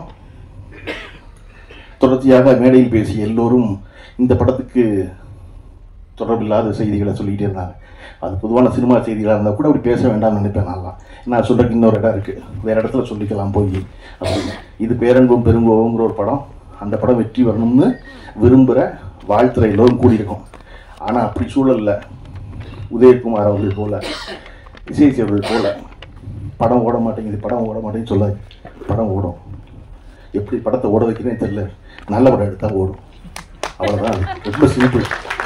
ஏன் படத்தை ஓட்ட வைக்க முயற்சி பண்ணுறீங்க? ஓட்ட வைக்க முயற்சி பண்ணாதீங்க. படத்தை நல்ல படம் தான் ஓடும். அப்படி தான் ஓடி இருக்குல்ல படம், இல்லையா? இல்லைங்க உங்களுக்கு தெரியலைங்க அப்படின்னா குறைஞ்சபட்சம் இந்த திரைத்துறையில் இருக்க பிரச்சனைகளை அரங்கத்தில் பேசாதீங்க, அறையில் பேசுங்க. இங்கே ஒரு 40 சேனல் உட்காந்துக்கிட்டு திரும்ப ஒளிபரப்பிக்கிட்டே இருக்காங்க. சினிமா மோசமா இருக்கு. அதுக்கு 2 பேர் உட்காந்துக்கிட்டு ஆரம்பிக்கும் போதே அந்த படம் எத்தனை கோடி நஷ்டம் தெரியுமா ஆரம்பிக்கிறேன். நான் சொல்றேன் கேளுங்க, திருக்குறள்ல உள்ளியது எய்தல் எளிதுன்பர் வள்ளுவர். நீ மனசுல நினைக்கிறேடா, அதை எய்தது எளிது, உள்ளியது எய்தல் எளிது, மண் மற்றுந்தன் உள்ளியது உள்ள பெரும். முதல்ல நீ நம்பணும், நீ நினைக்கணும் ஆகும்னு. சதா சர்வகாலம் நினைச்சுக்கிட்டு இருந்தேன்னா அது நடக்கும். நீங்க எப்ப பார்த்தாலும் 200-200 பேரை கூட்டி சினிமா ரொம்ப மோசமா இருக்கு, யாருமே பிழைக்கல, நாங்கெல்லாம் ரொம்ப கஷ்டப்படுறோம், நாங்கெல்லாம் சினிமாவை காப்பாற்ற போராடுறோம், தயவு செஞ்சு போராடாதீங்க. சினிமா காப்பாற்ற எல்லாரையும், சினிமாவை யாருமே காப்பாற்றவே முடியாது. இங்க எந்த சீனுமே புது சீன் இல்ல, எல்லாமே பழைய சீனு. கதை இல்லாம கதை கேட்கறாங்க, கதை இல்லாம கேட்கறாங்க. ஆர்வி ரஜினிகாந்த் எப்படி கதை கேட்டாரு, எப்படி எஜமான் படம் நடந்துச்சு, சின்ன கூட்டம் வெற்றி பெற்றுச்சு, அதனால கூட்டம் நடந்துச்சு. ஆர்வி மிகச்சிறந்த கதை வச்சிருக்காரு கூப்பிட்டாரு ரஜினிகாந்த். ஆர்வி மிகப்பெரிய வெற்றியில் இருந்தாரு கூப்பிட்டாரு, அந்த இடத்துல நல்ல கதை பண்ணாரு. அதனால இது எல்லாமே எப்பொழுதும் திரையுலகம் என்பது வியாபாரம் சார்ந்தது இல்லையா? உலகமே வியாபாரம் சார்ந்தது. இந்த உலகத்துக்கு யாரு வேணும்? வெற்றி பெற்றவர்கள் வேணும் இல்லையா? திரும்ப திரும்ப இன்னைக்கு ஏன் தங்கர் பச்சன் அவர்களை குறிப்பிட்டுட்டே இருக்காங்க மேல இருக்க எல்லாரும், அவர் வெற்றி பெற்றவர்கள். ஏன் தேவயானி அவர்கள் நன்றியோட சொல்றாங்க? ஏன் சொல்றாங்க அப்படின்னா, எனக்கு எதுவும் தெரியாது, அவர் சொன்னார் பாரதி நடிக்க சொல்லி, அவர் சொன்னார் மறுமலர்ச்சி நடிக்க சொல்லி நான் போனேன். அப்ப விஜய் பச்சனுக்கு இந்த மேடையுடைய டேக்கவே என்ன தெரியுமா, செய்தி என்ன தெரியுமா? இயக்குனர் ஒளிப்பதிவாளர் சொல்றதை கேட்டீங்கன்னா நீங்க வெற்றி படத்துல இருப்பீங்க. உங்களுக்கு தெரியாது, அவர்களுக்கு தெரியாது, அவங்க செய்வாங்க அந்த வேலையை. அப்ப இங்க பெருவெற்றி பெறுவதற்கு மிகச்சிறந்த படங்களையும் மிகச்சிறந்த மனிதர்களையும் உடன் வைத்துக் கொள்வதுதான் முக்கியம். சிவபிரகாஷ் அவர்களுக்கு முதல் படத்திலேயே அந்த வாய்ப்பு அமைந்திருக்கிறது, அவர் பெருவெற்றி பெறுவது முக்கியம். அதை விட ஒரு முக்கிய செய்தி, பொதுவாக இன்று சினிமாவில் என்ன செய்வது என்ன செய்ய கேட்குறீங்க, சினிமாவில் பெரிய ஒரு விஷயம் நடந்துகிட்டே இருக்கு. என்ன அப்படின்னா, ஒரு படத்தினுடைய படப்பிடிப்பு முடிந்த பிறகு அந்த படத்தினுடைய உதவி இயக்குனர்கள் அந்த படத்தை விட்டு வெளியே அனுப்பப்படுறாங்க. படம் ரிலீஸ் ஆக போகும்போது அந்த படத்தினுடைய உதவி இயக்குனர்கள் யாருமே இருக்கிறதில்லை. என்னுடைய இயக்குனர் அவருடைய படத்துல எனக்கு பேர் போடும் போது உதவிய இயக்குனர்னு போட்டாரு பார்த்திபன். டைரக்டர் தான் இந்த படத்துல அசிஸ்டன்ட் வேலை செய்யறான், அவ்வளவுதான். உதவி இயக்குனர்னு பேர் போட்டாரு. அதை போல ஒரு படத்துல வேலை செய்யும் போது இன்றைக்கு இருக்க சூழல்ல படம் முடிஞ்ச உடனே படம் வெளியாகிறது இல்லை, தாமதமாகுது. அந்த நேரத்துல முதல்ல செலவை குறைக்கிறவங்க கண்டுபிடிச்சிருக்க வழி உதவி இயக்குனர் அனுப்பிச்சிடுறது. சிவபிரகாஷ் இந்த ஒரு வாரம் இந்த படத்தினுடைய இந்த முன்வெளியிட்டு ஆரம்பிக்கும் போது சகல வேலையும் ஒரு தனி மனிதனாக பார்க்க வேண்டிய கட்டாயம் இருந்ததுக்கான காரணம், இந்த படத்துடைய பட்ஜெட்ல முதல்ல பண்ற ரெஸ்ட்ரிக்ஷன் என்ன அப்படின்னா அசிஸ்டன்ட் டைரக்டர் வீட்டுக்கு அனுப்பிச்சது. இது நீங்க எல்லா படத்திலும் நடக்குது. நான் உங்களுக்கு சொல்றேன் கேளுங்க, ஒரு படத்தை வெற்றி பெறும்னு அந்த இயக்குனரை விடவும் ஆழமாக நம்புறவன் அந்த படத்தில் இயக்குனர் எல்லா புகழையும் அடைவார், படம் வெற்றி பெற்றார். உதவி இயக்குனர் அடைவதில்லை. ஆனா அவன் என்ன நம்புறான் அப்படின்னா, இயக்குனர் வெற்றி பெறுவதன் மூலமாக நாமும் வெற்றி பெறுவோம் நம்புறாங்க. அவனை வச்சுக்கிறதுனால ஒண்ணு தமிழ் சினிமா நட்டப்பட்டுறது. நீங்க கியூபு கட்டுற காசு 5000 கட்டுறாரு ஆந்திராவில், 12000 கட்டுறாருங்கெல்லாம் அப்புறம் அறைக்குள்ள பேசுவோம். அது இங்க தீர்வு கிடையாது யார்ட்டையும், அது அறைக்குள்ள பேச வேண்டியது. ஆனா உதவி இயக்குனர்ல இப்படி நடத்துறாங்கிறது அரங்கத்துல பேச வேண்டியது, அது ரொம்ப முக்கியம். அதை போல இந்த படம் மட்டுமல்லாது எல்லா படத்திலும் தொடர்ந்து மிகச்சிறந்த இயக்குனர்கள் வர வேண்டும். வருவதற்கு சினிமா எல்லா வாய்ப்பையும் எல்லா கதவையும் எப்பொழுதும் திறந்து வைத்திருக்கிறது. சிவபிரகாஷ் திறந்து வைத்திருப்பதை போல இந்த படம் ஆரம்பிச்சது ஒரு ப்ரொடியூசர், அதுக்கப்புறம் நடத்துறது ப்ரொடியூசர், அதுக்கப்புறம் நீ படத்தை வெளியிட்டு வந்திருக்கிறது 3வது ப்ரொடியூசர்.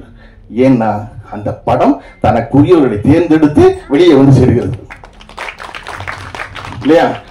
அப்ப இதை போல அனைத்து படைப்புகளும் பெரும் படைப்புகளாக வரட்டும். எல்லா படைப்பிலும் பேரன்பும் பெருங்கோபமும் நிறைந்திருக்கட்டும். குழுவினருக்கு வாழ்த்துக்கள். நன்றி. வந்திருக்க அனைத்து பத்திரிகையாளர் மற்றும் சிறப்பு விருந்தினருக்கு நன்றி. எல்லாரும் சோர்ந்து போயிட்டீங்கன்னு நினைக்கிறேன், ரொம்ப நேரம் ஆனதுனால.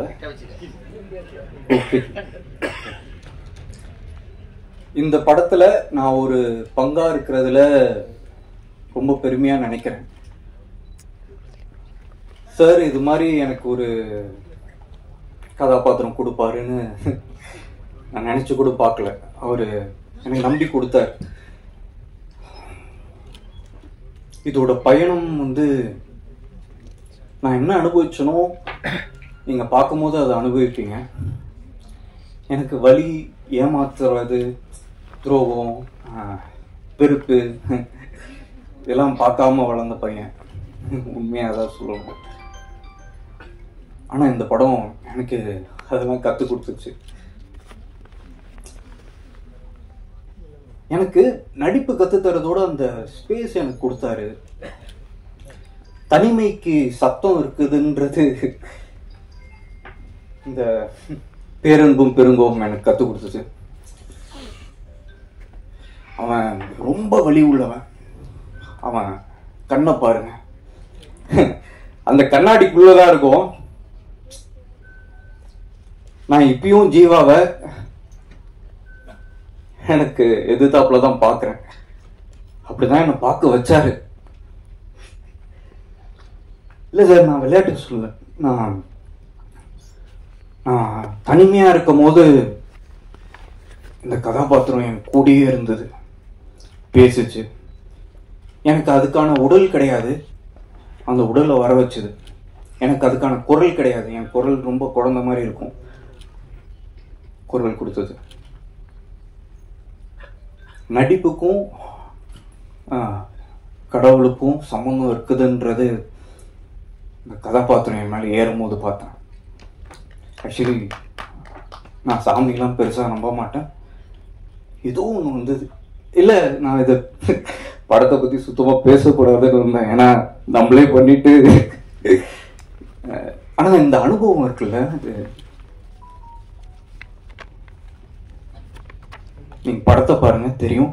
நான் நிறைய பேருக்கு நன்றி சொல்ல வந்தேன், அதெல்லாம் விட்டுட்டேன். என்னை அழகாக காமிச்ச தினேஷ் சார், 2 பேரும் புருஷன் முண்டாட்டி மாதிரி, சிவா சாரும் தினேஷ் சாரும். இவர் ஒன்று சொன்னா அவர் ஒன்று சொல்லுவார், டேய் ரசத்தை நல்லா சாப்பிடுடா கீழே குனிஞ்சுன்னுவாரு. அவரு டேய் மடையா மூஞ்சி தெரியாதரா, மூஞ்சி தெரிகிற மாதிரி சாப்பிடுறாரு. கீழே குளிக்கிறதா நிமிடுறதா, அது மாதிரி இவங்க 2 பேருக்கும் பொருந்துற மாதிரி நான் டிராவல் பண்ணேன். இந்த படத்தை பற்றி சொல்ல எனக்கு நிஜமாலே நிறையா இருக்கு, இன்டர்வியூவில் சொல்கிறேன். ஏன்னா இது சும்மா சாதாரணமாக நீங்கள் பாருங்க, நான் பெருசாக ஒன்றும் சொல்ல. முக்கியமாக இளையராஜா சார் இந்த கதாபாத்திரத்துக்கு, இந்த படைப்புக்கே உயிர் கொடுத்துருக்காரு. அது பேசும். இது மாதிரி ஒரு படத்துக்கு முதலீட்டு பண்ண ஜெயபிரகாஷ் சார், நான் இப்போதான் நிஜமாலே சந்திக்கிறேன். Sorry sir, Jayakrishnan sir. ஏன்னா இது மாதிரி ஒரு படத்துக்கெல்லாம், அதுவும் புது முக நடிகருக்கு வாய்ப்பு அவ்வளோ சீக்கிரம் கிடைக்காது.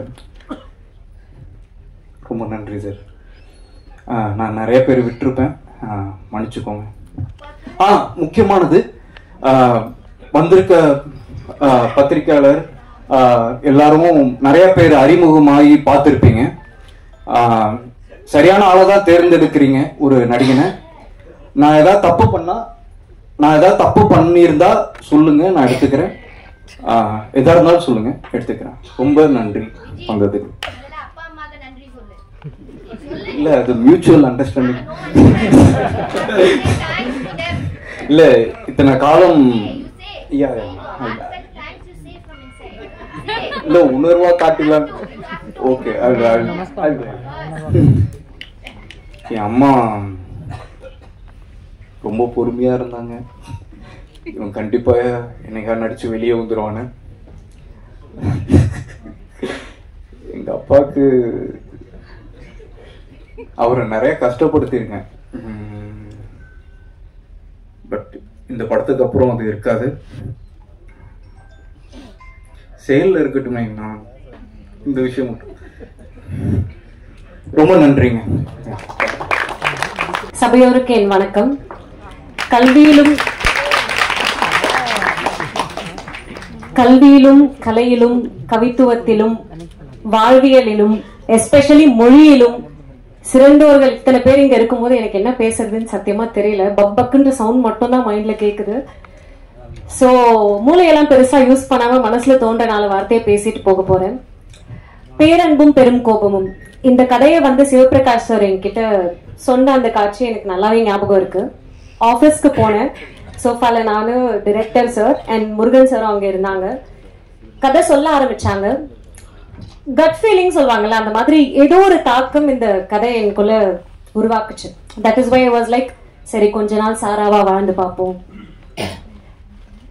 ஸோ எங்க அப்பா அம்மாவுக்கு நடந்தது வந்து ஒரு கலப்பு திருமணம் தான். அச்சா மலையாளி, அம்மா தமிழ். அப்போ அம்மா சின்ன வயசுல சொன்னதெல்லாம் கேட்டு எல்லா கலப்பு திருமணங்கள்லயும் இருக்கிற மாதிரி சில மனக்கசப்புகள் எங்க அம்மாக்கும் இருந்திருக்குன்றத புரிஞ்சுக்கிட்டேன். பட் எங்க அப்பா அம்மா வந்து எனக்கு பாலூட்டி வளர்த்ததோட சேர்த்து பாரதியோட நிறைய வரிகளை படிச்சும் வளர்த்திருக்காங்க. அதுல ஒண்ணு நான் கேட்டது, ஓடி விளையாடு பாப்பா, எல்லாருக்கும் தெரிஞ்சதுதான், நீ ஓய்ந்திருக்கலாகாது பாப்பா, கூடி விளையாடு பாப்பா, ஒரு குழந்தையை வையாதே பாப்பா.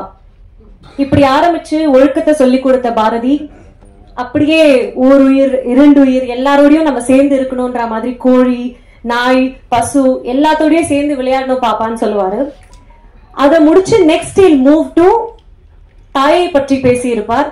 அதற்கு பின் தமிழை பற்றி பேசியிருப்பார். அதுக்கப்புறம் இந்தியாவை பத்தி பேசியிருப்பாரு. அப்புறம் வேதத்தை பத்தி பேசியிருப்பாரு. கடைசியில ஹில் டேக் இட் டு சாதி, சாதிகள் இல்லையடி பாப்பா அப்படின்னு ஸ்டார்ட் ஆகி 2 வேர்சஸ் இருக்கும். அதை சொல்லணும்னு ஆசைதான், பட் கொஞ்சம் கையெல்லாம் நடுங்குது. மீம் கண்டென்ட் ஆயிட விரும்பல, எங்கேயாச்சும் 1-2 வார்த்தை தப்பா போய். ஸோ பார்த்து படிக்கிறதுக்கு I'm just asking all of your permission. சாதிகள் இல்லையடி பாப்பா, குலத்தாழ்ச்சி உயர்ச்சி சொல்லல் பாவம், நீதி உயர்ந்த மதி கல்வி, அன்பு அன்பு நிறைய உடையவர்களே மேலோர், உயிர்களிடத்தில் அன்பு வேணும், தெய்வம் உண்மை என்று தான் அறிதல் வேணும், வைரமுடைய நெஞ்சு வேணும், இது வாழும் முறையடி பாப்பா. பாரதியின் இந்த வரிகள் என் மனசுல வளரும் போது உண்டாக்குன தாக்கத்தை பேரன்பும் பெரும் கோபமும் படம் கண்டிப்பா பாக்குறவங்க மனசுல ஏதாச்சும் ஒரு விஷயத்தை விதைக்கும். சில கேள்விகளையும் எழுப்ப வாய்ப்புகள் உண்டு. அது என்னென்னலாம் உங்க மனசுல சொல்லுதுன்றத நீங்க எங்க கிட்ட சொல்றதுக்காக ஆபீஸ் போன அப்பா திருப்பி ரிட்டர்ன் வீட்டுக்கு வரும்போது என்ன வாங்கிட்டு வருவாருன்னு காத்துட்டு இருக்க குழந்தை மாதிரி கண்டிப்பா நானும் காத்துட்டு இருப்பேன். இந்த வாய்ப்பளித்த பிரபஞ்சத்திற்கும் என் அன்னை தந்தைக்கும் என் நன்றி. அண்ட் ப்ரொடக்ஷன் ஹவுஸ் இயக்குனர் சிவபிரகாஷ் சார் சாராவா வாழறதுக்கு எனக்கு உதவி செய்தார். நான் இந்த படத்துல சாராவா இருந்ததுல நிறைய சிரிச்சேன், கொஞ்சம் அழுதேன், ரொம்ப வலி அனுபவிச்சேன். அதெல்லாம் உங்களுக்கும் ஃபீல் ஆகும்னு நம்புறேன். டெக்னீஷியன்ஸ் எல்லாருக்கும் என் நன்றி. Dinesh sir, DOP Dinesh sir and everyone. இங்க வந்து எங்க எல்லாரையும் கிரேஸ் பண்ணதுக்கு உங்க எல்லாருக்கும் ரொம்ப thank you sir. And by the way உங்க எல்லாரோட ஆசீர்வாதமும் எனக்கு தேவை. So thank you so much. I'll see you in theaters soon. அனைவருக்கும் வணக்கங்க. இது நான் பேசுறதுக்கான இடம் இல்லை. இந்த திரைப்படம் நிறைய பேர் பேச தவறியதை பேசியிருக்கு. நான் முதற்கொண்டு கிட்டத்தட்ட 1985ஆம் ஆண்டு நான் கேமராவை கையில் பிடிச்சேன். ஒளிப்பதிவாளனா எத்தனை ஆண்டுகள் ஆச்சு தெரியல. இவ்வளவு காலங்களில் 40 ஆண்டுகள், இவ்வளோ காலங்களில் நான் எவ்வளோ பேரை பார்த்துருக்கேன். நிறைய தயாரிப்பாளர்கள், எவ்வளோ இயக்குநர்கள், எவ்வளோ கலைஞர்கள். ஆனால் இவ்வளோ படங்கள், இவ்வளோ திரைக்கதைகள், இவ்வளோ என்னுடைய சிறுகதைகள், நாவல்கள் செய்ய தவறியது எல்லாத்தையும் இந்த ஒரு படம் செஞ்சிருக்கு. நேற்று முதல்ல நான் ஒரு 2 மாதம் இருக்கும்னு நினைக்கிறேன். அப்போ அந்த படத்தை ஒரு பார்வையாளனா தான் நான் பார்த்தேன். என் பையன் இந்த கதை நீங்கள் கேட்க வேணாம்பா அப்படின்னு சொல்லிட்டான். ஆனால் இந்த படம் நீங்கள் என்ன நடிக்க விடுங்க, அவ்வளோதான் நீங்கள் செய்யணும்.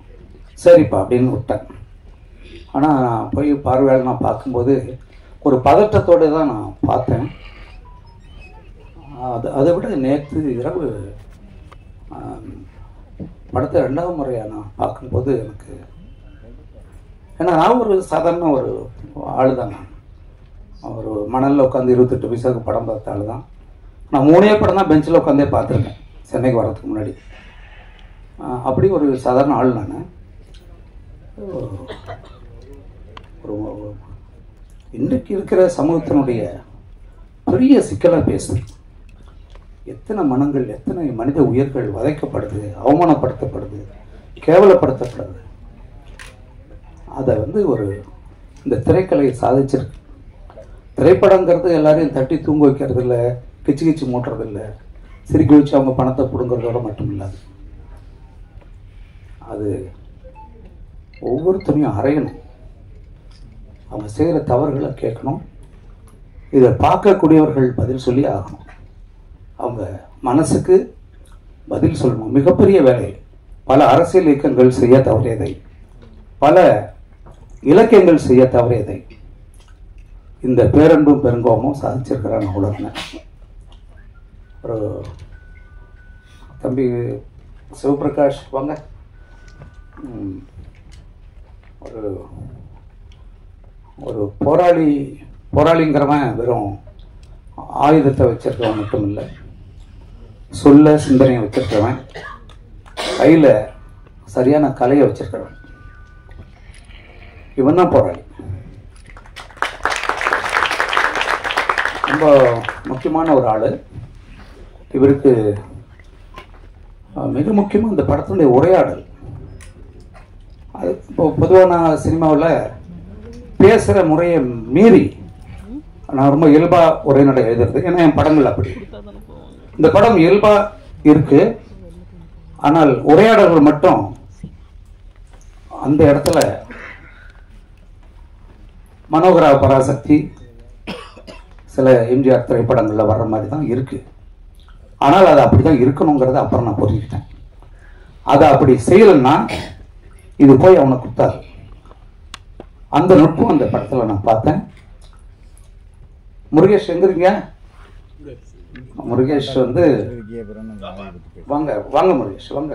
ஏன்னா விளையாட்டு இல்லை, சும்மா வருஷத்துக்கு 300 படத்தை எடுத்துட்டு குப்பையாக குவிச்சிட்டு இருக்கோம். வாங்க.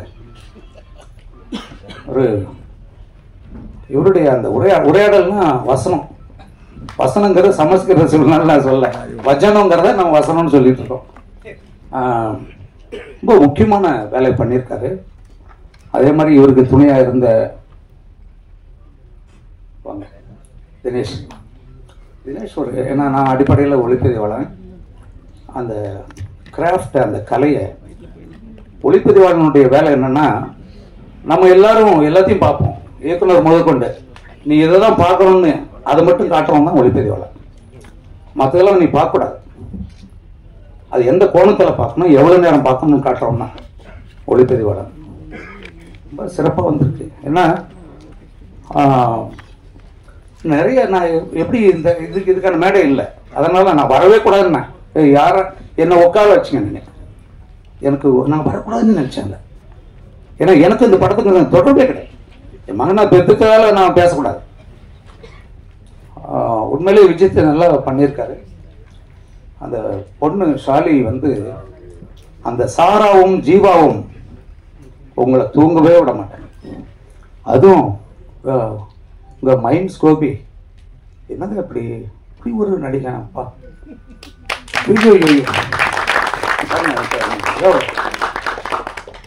தமிழ்ல தாங்க நடிகர்கள், சிறந்த நடிகர்கள் இருக்காங்க இந்தியாவிலே. அவர் அருள்தாசை நான் இப்பதான் பார்க்குறேன். என்ன ஐயாப்பா, எப்படி அந்த அம்மா எங்க பேர் என்ன பண்ண, அந்த அம்மாவை நடிச்சவங்க சொல்லவே முடியாது. நான் அழகில நந்தியதாஸ் எப்படி பார்த்தனோ அப்படி ஒரு நடிப்பு. இதுல நடிச்சிருக்க அத்தனை பேர் வினோத் இங்க ஒருத்தருக்காம பாருங்க. நான் அவரை கூப்பிடுது இல்லைங்க தம்பி. படத்தினுடைய இயக்குனருடைய முக்கியமான ஒரு கருவியை அவர் கையாண்டிருக்கார் இந்த படத்துல. ரொம்ப அருமையானது எல்லாம். அவங்க ஐயா லோகு ஐயா அவர் எதுக்காக சொல்றேன்னா, இந்த தமிழ் மண் மகிழ்ச்சி அடையும், பெருமை அடையும். அப்படியாப்பட்ட ஒரு திரைப்படம் உருவாயிருக்கு தமிழ்நாட்டில், பேரன்பும் பெருங்கோபம். இத ஒவ்வொருத்தரும் தயவு செஞ்சு பாருங்க.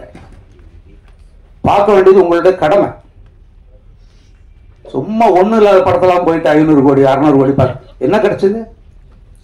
அவன் எடுத்து போயிட்டான், நடிகன் எடுத்து போயிட்டான், அது வாங்கணும் போயிட்டான், எல்லாம் போயிட்டான். அது அப்படியே தான் இருக்கு.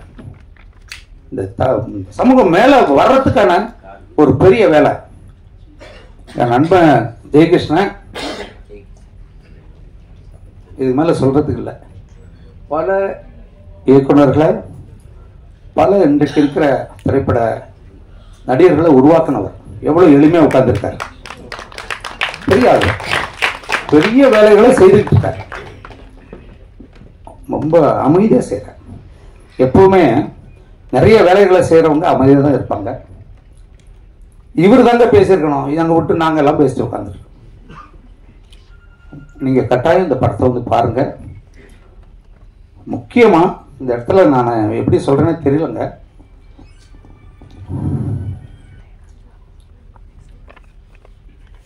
இந்த படத்தினுடைய அந்த மூச்சு எல்லாம் மனுஷன் செத்து போயிடுவான்ல, அந்த மூச்சே வந்து இசைஞானி தான்.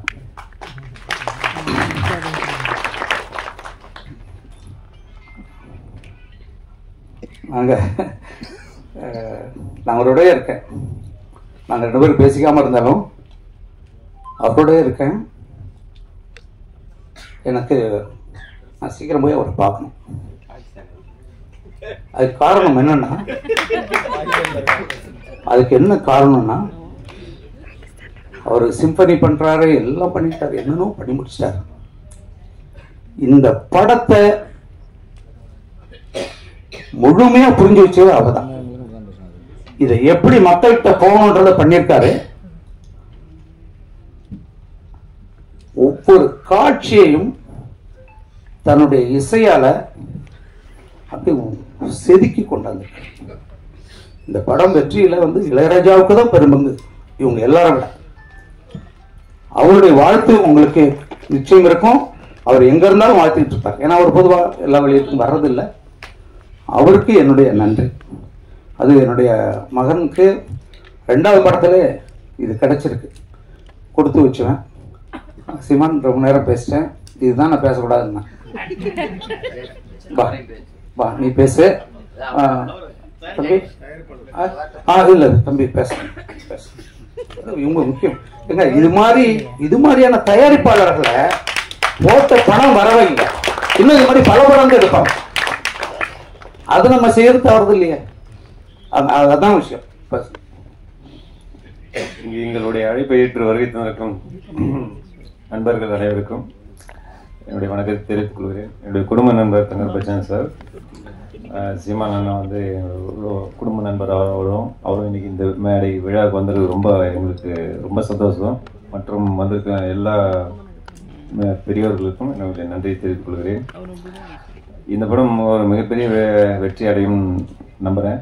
இந்த டீமை வந்து அவ்வளோ ஹார்ட் ஒர்க் பண்ணியிருக்காங்க. படம் பார்த்ததுலேருந்து தெரிஞ்சுது.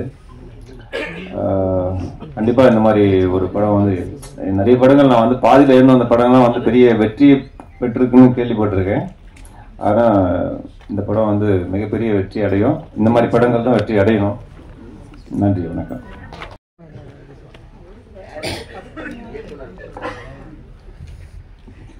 வந்திருக்கும் பத்திரிகை ஊடக நண்பர்களுக்கு நன்றி.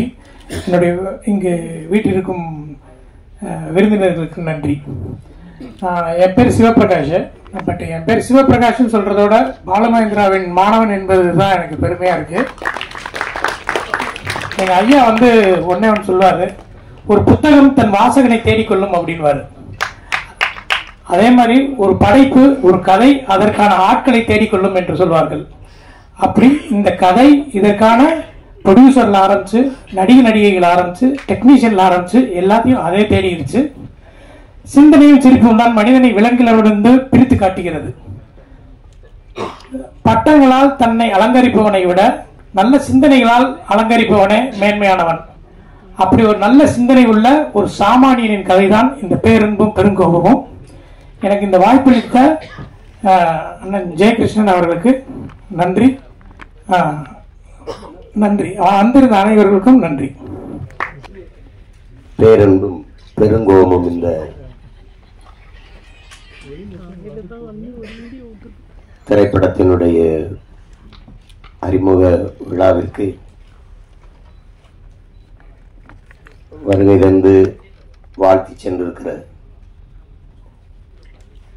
அன்பிற்கும் பாசத்திற்கும் உரிய அப்பா எஸ்.ஏ. சந்திரசேகர் அவர்களுக்கும், மதிப்பிற்குரிய அண்ணன் ஆர்.வி. உதயகுமார் அவர்களுக்கும், இங்கே அமர்ந்திருக்கிற என் அன்பிற்கினிய தம்பிகள் வசந்தபாலன், தம்பி சுசீந்திரன், தம்பி கண்ணன் அவர்கள், என்னுடைய குரு சித்ரா லட்சுமணன் அவர்கள், தம்பி கருப்பழனியப்பன், எண்ணற்ற படைப்பாளிகள், அந்த வரிசையில் இப்போது தம்பி சிவபராஸ் அவர்களும் இணைந்திருக்கிறார். இங்கே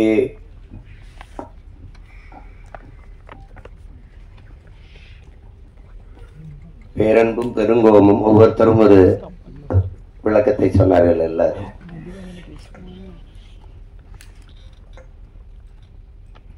பெருங்கோபத்தினுடைய பிறப்பிடமே இந்த பேரன்பு தான். நான் என்னுடைய தம்பி படத்தை எடுக்கும்போது தம்பி என்று தலைப்பு வச்சுட்டு கீழே தலைப்பு எழுத்தார் பேரன்பும் பெருங்கோபமும் கொண்டவன் என்று போட்டிருந்ததுல இது தம்பிங்கிறது எங்க தலைவரை தான் குறிப்பிட்டு எடுத்து எல்லாருக்கும் தெரியும். அதுல அது பேரன்பும் பெருங்கோபமும் கொண்டவன் அப்படின்னு போட்டேன். அது ஏன் பேரன்பு? அவருடைய பேரன்பு தன் இனத்தின் மீது இருந்த பேரன்பு அந்த இனம் அழித்து ஒழிக்கப்படும் போது அதை காக்க வேண்டிய பெருங்கோபத்திற்கு ஆளாயிட்டார். இங்கே பாரதியினுடைய பெருங்கோபம், அந்த ஆவேசமான கவிதை வீச்சுக்கு காரணம் அவன் இந்த மண்ணை மக்களை நேசித்த வச்சிருந்த காதல் தான் காரணம். அப்படி படைப்பு படைக்கப்பட்டிருக்கு. இதுல எல்லாத்தை விட பெரும் பாராட்டுக்குரியவர்கள் இப்படி புதியவர்களுக்கு துணிந்து வாய்ப்பு கொடுத்த தயாரிப்பாளர் மதிப்பிற்குரிய ஜெயகிருஷ்ணன் அவர்கள் தான். அவருடைய மனைவியார் பேர்ல காமாட்சி ஜெயகிருஷ்ணன் தயாரிச்சது. அப்புறம் என்னுடைய தம்பி திருமலை இது வருத்தப்படுறாரு இருக்கிற திரையுலகிற்கு இருக்கிற நெருக்கடிகளை குறிச்சு. இதெல்லாம் ரொம்ப நாள் இருக்காது, நீங்க கவலைப்படாது, சரி பண்ணிடலாம்.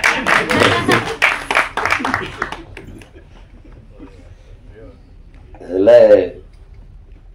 புதியவர்களுக்கு வாய்ப்பு கொடுக்க துணிஞ்சு வாய்ப்பு கொடுக்கறதுங்கிறது அது ஒரு பெரிய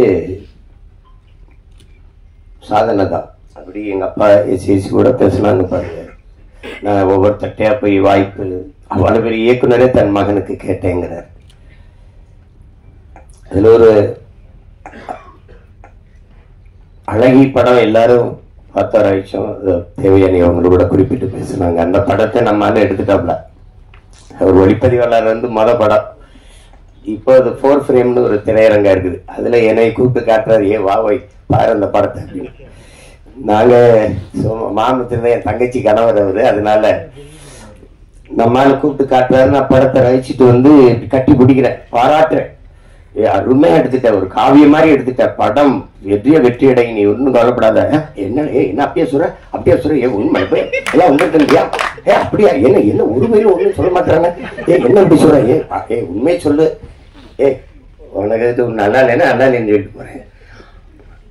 தயாரிப்பாளருங்க நின்றுட்டு இருக்காப்ல, உதயகுமார் தானே, உதயகுமார் நின்றுட்டு இருக்காப்ல. நாங்க ரெண்டும் பேசிக்கிறத பார்த்து சிரிக்கிறோம். என்னதான் நண்பனா இருந்தாலும் இப்படியா போய் பேசிட்டு போறதுன்னு. அந்த படம் ஓடும்னு கடைசியோட நம்பல அவரு.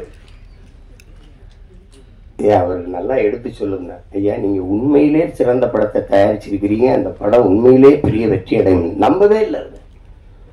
திரைக்கு வந்து பிச்சு ஓடுது. இப்ப பெரிய விடுதி கட்டி வச்சு இருக்காப்புல, அங்க போனா தங்குறது. நீங்க தான் சொன்னீங்க அந்த படம் ஓடுங்க அப்படின்னு சொல்றாருல, இவர் செல்வார் அடிக்கடி. அது மாதிரி அவர் ஒரு தங்கரை பற்றி எல்லாருமே பேசிட்டாங்க. ஆனால் எனக்கு தெரிஞ்ச ஒரு தங்கர் குழு விவாதம்லாம் இல்லை கதையில. ஒரே ஆள் தான் எழுதுவாரு. எழுதி ஒரு வாரத்தில் அந்த கதையை எழுதிட்டு வந்து எடுத்த படங்கள் தான் அத்தனையும். பள்ளிக்கூடத்தில் அது முதல்ல ஏவிஎம் படப்பிடிப்பு நிலையத்தில் நானும் சேரனும் தங்கரும் 3 பேர் உட்காந்து பேசுகிறோம். 3 பேர் சேர்ந்து செய்யலான்ட்டு. அதில் எங்கால இதில் கோவத்தில் சேரன் நடிக்க மாட்டேன்ட்டு. அப்புறம் தான் நரேன் வந்தார். அது செஞ்சோம். அதில் ரொம்ப அழகான எழுத்தாளர். ஒரு ஒவ்வொன்றும் அவருடைய காவியம் போல ஒரு எழுதக்கூடிய ஒரு எழுத்தாளர். நான் கூட சொன்னேன், நீயே விஜித்தை நீயே அறிமுகம் செய்யலாமே. நான் எடுத்து வச்சிருக்காப்ல டக்கும் டிக்குத்தாலும் தானே. அவன் தான் முதல்ல அந்த படம் வேணாம் இந்த படம் வரட்டுன்ட்டான் விஜித். அது விஜித் மேல எனக்கு நம்பிக்கை இருக்கு. அதை விட எனக்கு எங்கால தங்கர்பச்சா மேல நம்பிக்கை இருக்கு. அவ எதையாவது எழுதி ஆக சிறந்த ஒரு காவிய படைப்பா தந்தாவது விஜித்தை நிறுத்திடுவான். அதுல எனக்கு அசாத்திய நம்பிக்கை இருக்கு. கதை என்ன சொல்ல வருதுன்னு அப்புறம் பார்ப்போம். ஆனா விஜித் சொன்ன மாதிரி நான் எதிர்பார்க்கல. சின்ன பிள்ளையில இருந்து அரவிந்த் விஜித்தை நம்ம பார்க்கிறோம். ஆனா ஒரு அறிமுக படத்துல இவ்வளவு பெரிய ஒரு கனத்த ஒரு கதாபாத்திரத்தை தூக்கி சுமக்கிற ஆற்றல் அப்படிங்கிறது ஒரு பெருசுதான். அவன் ஒவ்வொரு கட்டத்திலையும் அந்த உரையாடலை வெளிப்படுத்தி உச்சரித்து பேசி அவன் அந்த இதுல வெளிக்காட்டுறதுல நல்ல முதிர்ந்த ஒரு நடிகருக்கு இருக்கிற பல படங்களை நடிச்சு அனுபவம் பெற்ற ஒரு நடிகர் போல அந்த உரையாடல் உச்சரிப்பு அது நடை இதுகளெல்லாம் சிறப்பா செஞ்சுட்டாப்ல. நான் கூட சொன்னேன், இதை ரொம்ப நல்லா பண்ணியிருக்கான் விஜித் அப்படின்னு. அந்த இதுல அந்த திரை மொழி திரை அறிவு அவனுக்கு நல்லா உள்வாங்கிக்கிட்டான். அதனால அதை எளிதா வெளிப்படுத்திட்டாங்கிறத நான் உணர்ந்தேன். ஒளிப்பதிவு ரொம்ப சொன்ன மாதிரி தம்பி சுசீந்திரன் சொன்ன மாதிரி இந்த கேரளாவுக்குள்ள வருகிற பகுதிகள் எல்லாம் ரொம்ப ரொம்ப அழகியெல்லாம் எடுத்திருக்காரு தினேஷ். மொத்த படமே ரொம்ப நல்லா பண்ணியிருந்தாரு. அது தேவையற்ற அவன் எடுத்தவனே சொல்லிட்டான். தம்பி கர்பல்னே பட்டே வேலை செஞ்சிருக்காப்புல. அதே நேரம் எங்க அப்பா பாரதி ராஜாவுடைய பாலுமேந்திரா அவர்களுடைய திரைப்பட பயிற்சி கல்லூரியிலையும் படிச்சேன்னு சொல்லும்போது தேவையற்ற காட்சி, தேவையற்ற நகர்வு, தேவையற்ற உரையாடல் சில படைப்பாளிகள் படத்தில் இருக்காது. ஒன்று அப்பா பாலுமேந்திரா, இன்னொன்று அப்பா மகேந்திரன், இன்னொன்று எங்க அப்பா பாரதி ராஜா. அந்த மாதிரி படங்கள்ல பாலுமேந்திரா அப்பாவை பற்றி சொல்லணும். நானும் எங்க தலைவர் சில முக்கிய தளபதிகளோட பேசிட்டு இருக்கும்போது திரையுலகம் குறித்த பேச்சுகள் வருது. அந்த பேச்சுகள் வரும்போது ஒவ்வொரு படைப்பாளிகளை பற்றி பேசிட்டு வரும்போது பாலுமேந்திரா அப்பாவை பற்றி பேச்சு வரும்போது எல்லாரும் தான் கதை வசனங்கள் எழுதி படம் எடுக்கிறீங்க, ஏன் அவர் மாதிரி எடுக்க முடியலன்ட்டு என்கிட்ட கேட்குறாங்க. கேட்கும்போது இங்கே உட்காந்துருந்த எங்கள் அண்ணன் பொட்டம்மான் ஊர் பாசம் நீ கண்டுக்கிறாரு அப்படிங்கிறாப்ல. 2 பேரும் ஒரே ஊருனால ஊர் பாசத்துல சொல்றாரு. ஆனா உண்மையிலேயே அப்பா பாலுமேந்திரா படங்களையும் மகேந்திரன் ஐயா படங்களையும் நீங்க போட்டு பார்த்தீங்கன்னா இந்த உரையாடல் தேவையில்லை, இந்த காட்சி தேவையில்லாம இருக்கு, இந்த இடத்துல இந்த கருவி நகர்ந்திருக்க வேண்டாம் அப்படிலாம் நீங்க யாருமே குறை சொல்ல முடியாது. அவ்வளவு நேர்த்தியான படைப்பாளி. அந்த படைப்பாளியினுடைய பல்கலைக்கழகத்திலிருந்து சிவபிரகாஷ் வந்திருக்காங்கிறது இந்த படத்தை பார்க்கும்போது தெரிஞ்சது. நான் கூட தங்கட்ட சொன்னேன், தேவையற்ற பதிவு, காட்சி, உரையாடல் அப்படின்னு எதுவுமே இல்லை. முதல் படம் மாதிரி இல்லை. சிவபிரகாஷ் எனக்கு இயக்குனராகிறதுக்கு முன்னாடி இருந்து தெரியும். என்னுடைய பயணங்கள்ல ஒரு 4-5 ஆண்டுகள் என் கூடவே பயணித்து வந்த ஒரு தம்பி. அவர் தான் இந்த படத்தை இயக்கியிருக்காங்கிறது எனக்கு தெரியாது. அப்புறம் பின்னாடி தெரிஞ்சவங்க ரொம்ப மகிழ்ச்சி எனக்கு அதில். அதே மாதிரி கதாநாயகன் நடித்த அந்த சாலி அவர்கள், அவங்க படத்தில் அவங்க மலையாளியா நடிச்சதுனால நானும் மலையாளி அப்படின்னு தான் நினச்சிட்டு இருந்தேன். ஆனால் நல்லா நடிச்சிருந்தாங்க. படத்தில் ஒரு கருவி இருந்து நம்மளை பதிவு பண்ணிக்கிட்டு இருக்கு, நம்ம நடிக்கிறத பதிவு பண்ணிக்கிட்டு இருக்குங்கிறது என்ன இல்லைனாவே அவன் சிறந்த கலைஞனா ஆயிடுவான். அது தெரியுது. அது நம்ம என் தம்பி அருள்தாஸ் சொல்ல வேண்டியதில்லை. ஒரு சிறந்த ஒளிப்பதிவாளர். அவர் செய்ய வந்த வேலை வேற, செஞ்சுக்கிட்டு இருக்க வேலை வேற. இதுல 2 பேரும் மைண்ட் கோயுமே என் தம்பி அருள்தாஸும் உண்மையான வாழ்க்கையில ரொம்ப அநியாயத்துக்கு நல்லவங்க, திரையில வந்து அநியாயத்துக்கு கெட்டவனாவே நடிக்க வேண்டியது இருக்கு. அது ஒன்றும் பண்ண முடியாது. எனக்கு 2 தெரியும். எனக்கு ரொம்ப அது மைம் கோம்பியை பார்த்தா புஷ்பாலெல்லாம் பயங்கர கொடுமையான கொடூரமான ஆளா நடிச்சிருக்காப்ல. அப்புறம் பார்த்தா கன்னடா படத்தில் நடிக்கிறோம். எந்த படம் எந்த தொலைக்காட்சி திருப்பினா நம்மால் இருக்காரு. நமக்கு ஒரு பெருமை. ஒளிப்பதிவு கருவி இல்லாம கூட போவாங்க, நம்மால் இல்லாம இன்னைக்கு போக முடியாது படப்பதிவு அப்படி. இந்த மாதிரி ஒரு பெருமை தான் நமக்கு. அது என் தம்பி அருள்தாஸ் கெட்டவனாலாம் நடிக்கும் போது கொஞ்சம் மனசு கஷ்டமா தான் இருக்கும். இவன் ஏதாவது இதெல்லாம் நடிக்கிறாங்க. அதனால கலைன்னு வந்துட்டா என்ன இருக்கு, நடிக்கணும். அதுல ஒன்றும் இல்லை. சிறந்த நடிப்பை வெளிப்படுத்தியிருந்தாங்க. எனக்கு ரொம்ப பிடிச்சிருந்தது படத்துல. அதுல போய் என் தம்பி வினோத் காவல்துறை அதிகாரி நடிச்சிருந்தாரு. நம்மால அதெல்லாம் நடிச்சிருந்தான். எல்லாம் அவனுக்கு ஒரு பெரிய கதாபாத்திரத்தை கொடுத்துருக்காரு சிவபிரகாஷ். ரொம்ப நல்லா வெளிப்படுத்தியிருந்தார். அவற்றிருந்து தான் கதை நகருது. ரொம்ப நல்லா இருந்தது. வாழ்த்துக்கள், உனக்கும் வாழ்த்துக்கள். இதுல நிகழ்ச்சியை நேர்த்தியா தொகுத்து வழங்கிக்கிட்டு இருக்க என்னுடைய தம்பி முபாஸ் அவர்களுக்கு என்னுடைய வாழ்த்துக்கள். ரொம்ப அது குறிப்பிட்டு சொல்ல வேண்டியது ஒளிப்பதிவு, அதுக்கப்புறம் அந்த உரையாடல். அது முருகேஷ் பாபு அவர்கள் ரொம்ப அருமையா செஞ்சிருந்தார். இந்த உரையாடல் யாருன்னு நான் கேட்டேன்னா, துருத்தல் வெளியில போய் எப்படி தேவையற்று பேசுறாங்க, வம்படியா பேசுறாங்க அப்படின்னு இல்லாம கதாபாத்திரங்கள் அதனுடைய இயல்புக்கு அந்த உரையாடலை எழுதியிருந்தாரு. ரொம்ப அருமையா இருந்தது. எல்லாருக்கும் என்னுடைய அன்பும் வாழ்த்துக்களும். இங்க ஆக சிறந்த மேதை இருக்காரு எங்க கலை இயக்குனர் முத்துராஜு. அப்புறம் என்னுடைய தம்பி கவிஞர், சிறந்த கவிஞன். அவன் எழுதிய பாடல்கள், அதுல அவன் சொன்ன ஒரு ஐயா விஜயகாந்தை பத்தி சொல்லும்போது சரிதான், தமிழன் தமிழன் இவன் தான் தமிழன். அந்த பாட்டு கொஞ்சம் வலியா தான் இருந்தது. அவருடைய இறுதி ஊர்வலம் போகும்போது அந்த பாட்டை திருப்பி போடும்போது ரொம்ப இதா இருந்தது. அவ்வளவு சிறந்த ஆற்றலாளர்கள்லாம் இங்கே இருக்கிறாங்க. என்னுடைய குரு, அவரை பற்றி நான் சொல்லணும். நாங்கள் பசும்பன் படத்துக்கு நான் கதையை சொன்னோம். எனக்கு எங்கள் அப்பாவுக்கு சண்டை வராத நேரங்களே இல்லை. அப்போ பஞ்சாயத்து செய்த பஞ்சாயத்துதார் அவர் தான். என்ன எழுதி கொடுத்தாலும் தாளை தூக்கி தூக்கி கீழே போட்டுருவாரு. அது படிக்கிறதுலாம் கிடையாது அப்படின்ட்டு. நான் ஒன்றும் இல்லை, பதறதில்லை, எடுத்து பொறிக்க அப்படியே வச்சிருப்பேன், போய் உட்காந்துருவேன். எல்லாரும் பெரிய பெரிய நடிகர்கள், நான் நீண்டு பையன் பேடு செட்டு இருபடிட்டு சிறப்பையன் உட்காந்துருப்பேன். திடீர்னு இந்த இடத்துல சித்தா இங்கே சிவா ஒரு இது பண்ணணும், ராதிகா இங்கேருந்து வரணும், இங்கே ஒரு இது வேணும், எங்க அந்த பையன். நான் எங்கேயாவது உட்காந்துருப்பேன். சரி சிஷியா இங்கே வா அப்படின்னு. இன்னும் என்ன உங்கள் அப்பா வசனம் கேட்குறாரு, இங்கே வாங்க, என்னப்பா வேணும், இங்கே 2 பேரும் பேசணும். இந்த அப்ப அது இதாப்பா நீங்க கீழே சட்டு முன்னாடி தூக்கிப்பட்டீங்களா. ஐயோ ஒரு தடவை தூக்கி போட்டாரு. நான் கடைசியா வெறும் இந்த இதுதான் இருந்தது, அதை தூக்கி கீழே போட்டு நடந்து சென்னைக்கு கிளம்பிட்டேன். பொள்ளாச்சியிலிருந்து நடந்தே போறேன்ட்டு திருப்பி ஏய் வாட உங்க அப்பா பத்தி யாரும் புது சண்டைக்கு இருந்தா என்ன நீ வா வா வா வா அப்படி கூட்டி போய் பல தடவை. அதுல இருந்தா என்னுடைய குரு. இல்லைன்னா பாதி படத்திலே போயிருப்பேன் ஊருக்கு. அது சொன்ன மாதிரி தம்பி சொன்ன மாதிரி திரை உலகத்தினுடைய என்ன சொல்ற களஞ்சியம் தான்.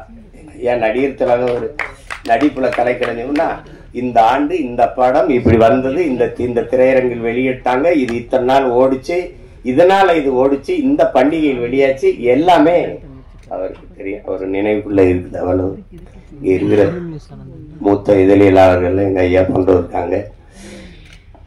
விழாவின் சிறப்பே நீங்க இவ்வளவு நேரம் இருக்கிற என் உறவுகள் எல்லாம் இவ்வளவு நேரம் அமைதியா உட்கார்ந்து இருக்கிறீங்கன்னா அதுவே இந்த விழாவுக்கு பெருமை. இதை காட்சிப்படுத்தி மக்கள்கிட்ட கொண்டு போய் சேர்க்க இத்தனை ஊடகவியலாளர்களும் 10 மணி ஆகியும் இருக்கிறீங்க அப்படிங்கிறதா பெரிய இது. எனக்கு பார்த்தீங்கன்னா ஒரு நேரம் ஒரு ஊர்ல இருக்கணும், ஒரு நேரம் ஒரு ஊர்ல இருக்கணும். நேற்று எங்கேயோ இருந்து வந்தேன். வந்தோடனே வா படம் பார்க்கன்னு கூப்பிட்டாப்புல, அங்கே போனேன். இன்னைக்கு நீதிமன்றத்தில் நேர் நிற்கணும், நின்றுட்டு 5 மணிக்கு வந்து இறங்கினேன், வா இங்கே பாட்டு வெளியிடணும்னு கூப்பிட்டாங்க. வேற ஆள் இருந்தால் குப்பாயா வேலை இருக்குன்னு சொல்லலாம். அவர்னா போன்றிருப்பேன், விஜித்துக்காக வர வேண்டியது இருக்குது. இவரெல்லாம் யாரு பாப்பா? என் தங்கச்சிக்கு என் பிள்ளை விஜித் அரவிந்துக்காக பார்க்க வேண்டியது இருக்கு. அதாவது எங்க தங்கர் சொன்ன மாதிரி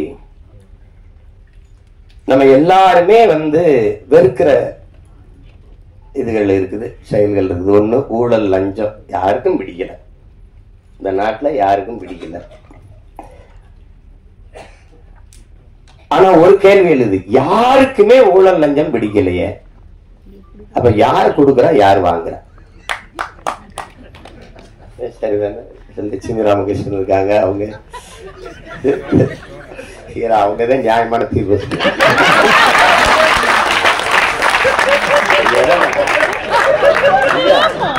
ஒரு கேள்வியை நம்ம கேட்டுப்பாங்க, உங்களுக்கு ஊழல் பிடிக்குமா, லஞ்சம் யாருக்காவது பிடிக்குமா, தங்கச்சி உங்களுக்கு பிடிக்க யாருக்கும் பிடிக்காது.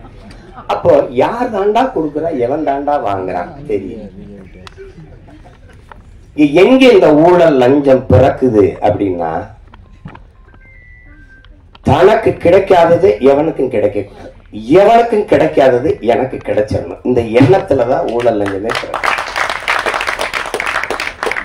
கோயில் கருவறையா முதல்ல கும்பிட்டு போயிடணும், அதுக்கு 1000 ரூபாய் சிறப்பு தரிசனம் கட்டிடு, என்ன லஞ்சம். பிரசவ வரையா அங்க போனா மனைவி சேர்த்தனா மருத்துவர்னு கூட சொல்றது இல்லையே, நம்ம தான் டாக்டர். எவ்வளவு செலவானாலும் பரவாயில்ல காப்பாத்திருங்க, அந்த வார்த்தையே லஞ்சமாயிருது. எவ்வளவு செலவானாலும் பரவாயில்லையா, அப்ப காசுக்காரன் போறான்னு திட்டிடலாம். கோயில் கருவறையில் இருந்து தாயின் கருவறை வரைக்கும் ஊழல் லஞ்சம் இருக்கு. ஒரு மருத்துவ கல்லூரியில படிக்க போனா 10 இடம் தான் இருக்கு, ஆனா 100 பேர் காத்திருக்கான்னா அவனுக்கு கிடைக்காத இடம் எனக்கு கிடைக்கணும்னா ஒரு இடம் 1 கோடினா கட்ட தயாரா இருக்கான். அங்க யாருக்கும் கிடைக்காதது எனக்கு கிடைக்கணுங்கிற அந்த எண்ணத்துல பிறந்துருது இந்த ஊழல் லஞ்சம். அதனால ஒழிக்க முடியல. அதே மாதிரிதான் இந்த சமூகத்தின் மிக கொடிய நோய். இன்னைக்கு நேரத்துல கதாநாயகி விட பாடினாங்க, நம் பாட்டன் பாரதி பாடினது. பாரதி ஒண்ணு இந்த சமூக கட்டமைப்பின்படி அவன் தாழ்ந்தவனோ அவன் தாழ்த்தப்பட்டவனோ அப்படி கிடையாது. அவன் உலகத்துல அவனை மாதிரி ஒரு மகன் இந்த மண்ணில் பிறந்திருக்கான்னா நீங்க எவனுமே இருக்க.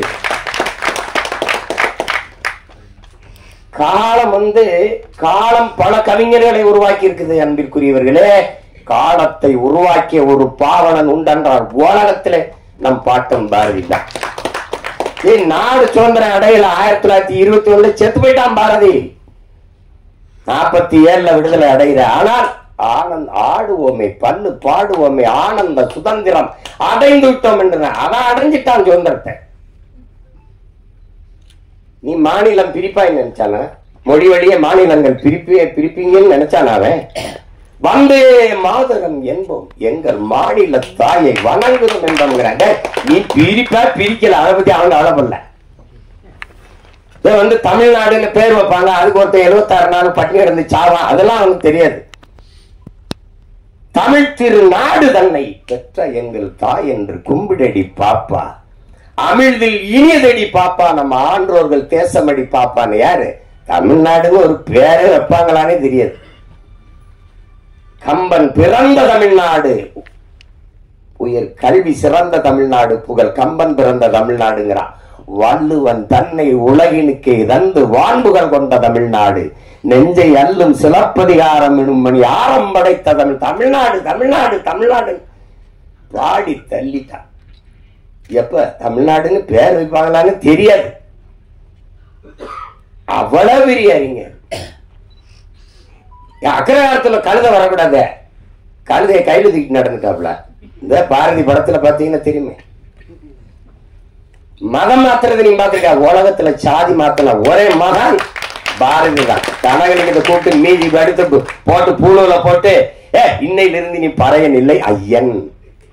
யாரா? சுப்பிரமணிய பாரதி பண்ணான்னு சொல்றா. போடா, அப்படி ஒரு ஆளு நம்ம ஆளு. அவன் சொல்றான், அவன் மனசுக்குள்ள எம்புட்டு வலி இருந்தா, சாதிகள் இல்லையடி பாப்பா, குல தாழ்ச்சி உயர்ச்சி சொல்லல் பாவம், நீதி உயர்ந்த மதி கல்வி, அன்பு நிறைய உடையோர்கள் மேலோன்றான். அதுக்கு முன்னாடி ஒரு கிளவி வர்ற, அறிவு மூதாட்டி வர்ற, சாதி இரண்டொழிய வேறில்லை சாற்றுங்கா நீதி வடுவா நெறிமுறை. சாதி இரண்டுன்னா நம்மால் என்னன்றான், ஆஞ்சாதி பொஞ்சாதி. அது இல்ல சாதியே, அது இல்ல. ஆண்பால் பெண்பால், அது பாலியல் வேறுபாடு. அதுல அது சாதி இல்ல. ஆண் ஜாதி பெண் ஜாதிங்கிறது பாலியல் வேற்றுமை. அது அவ சொல்ற சாதி இட்டார் பெரியோர் இடாதாரிகளி குலத்தோன்ட்டான். கொடுக்கிறத உயர்ந்த சாதி, தனக்கு என்று பதுக்கி ஒதுக்குற கஞ்ச பிசுனா இருக்கான அவன் நல்ல இலி மகன் கீழ் சாதின்ட்டான். எல்லாரும் மாறி போறான். பாரதிக்கு பின்னாடி எங்களுக்கு ஒரு தாத்தா வரான், புரட்சி பாவன. அவன் இருட்டறையில் உள்ளதாடா உலகம்ங்கிறான். இருட்டறையில் உள்ளதாடா உலகம், சாதி இருக்கின்றது என்பானும் இருக்கின்றானேங்கிறான். தமிழுக்கு அமுதென்று பேர், அன்பத்தமிழ் இன்பத்தமிழ் எங்கள் உயிருக்கு நேர்ந்து பாடின அவன், தமிழ் என் உயிருக்கு நேர்ந்து பாடின அவன், தமிழ் வளர்த்தல் ஒன்று சாதி ஒழித்தல் மற்றொன்று பாடல. சாதி ஒழித்தல் ஒன்று, நல்ல தமிழ் வளர்த்தல் மற்றொன்று. முதல்ல சாதிய ஒழிடாங்க. சாதிய ஒளி எல்லாரும் சமநிலை சமூகம் பிறகுதான் போராடுறான். ஆங்க சித்தர் புத்தர் ஞானி யோகி மகான் எல்லா காலங்களையும் சாதிக்கு எதிரான குரல், சாதிக்கு எதிரான கருத்து, சாதிக்கு எதிரான கட்டுரை, சாதிக்கு எதிரான பாட்டு, சிந்தனை, போராட்டம். ஆனாலும் இந்த சாதி சாத மாட்டேங்குது. அதையெல்லாம் சொன்னா, எல்லாரையும் சாகடிக்கிற சாதிய உனக்கு ஒரு சாவு வராதா? அதானே எல்லாரும் பாடுனா. இந்த தலைமுறையில எங்க விஜித்து சிவபிரகாச அவன் பங்குக்கு ஒரு நெற்பள்ளி போடுறான் இந்த சாதியை கொளுத்துறது. சாதிங்கிறத ஒரு கொடிய சமூக நோயா இருக்கு, கொரோனாவை விட பெரிய கொடிய நோய்.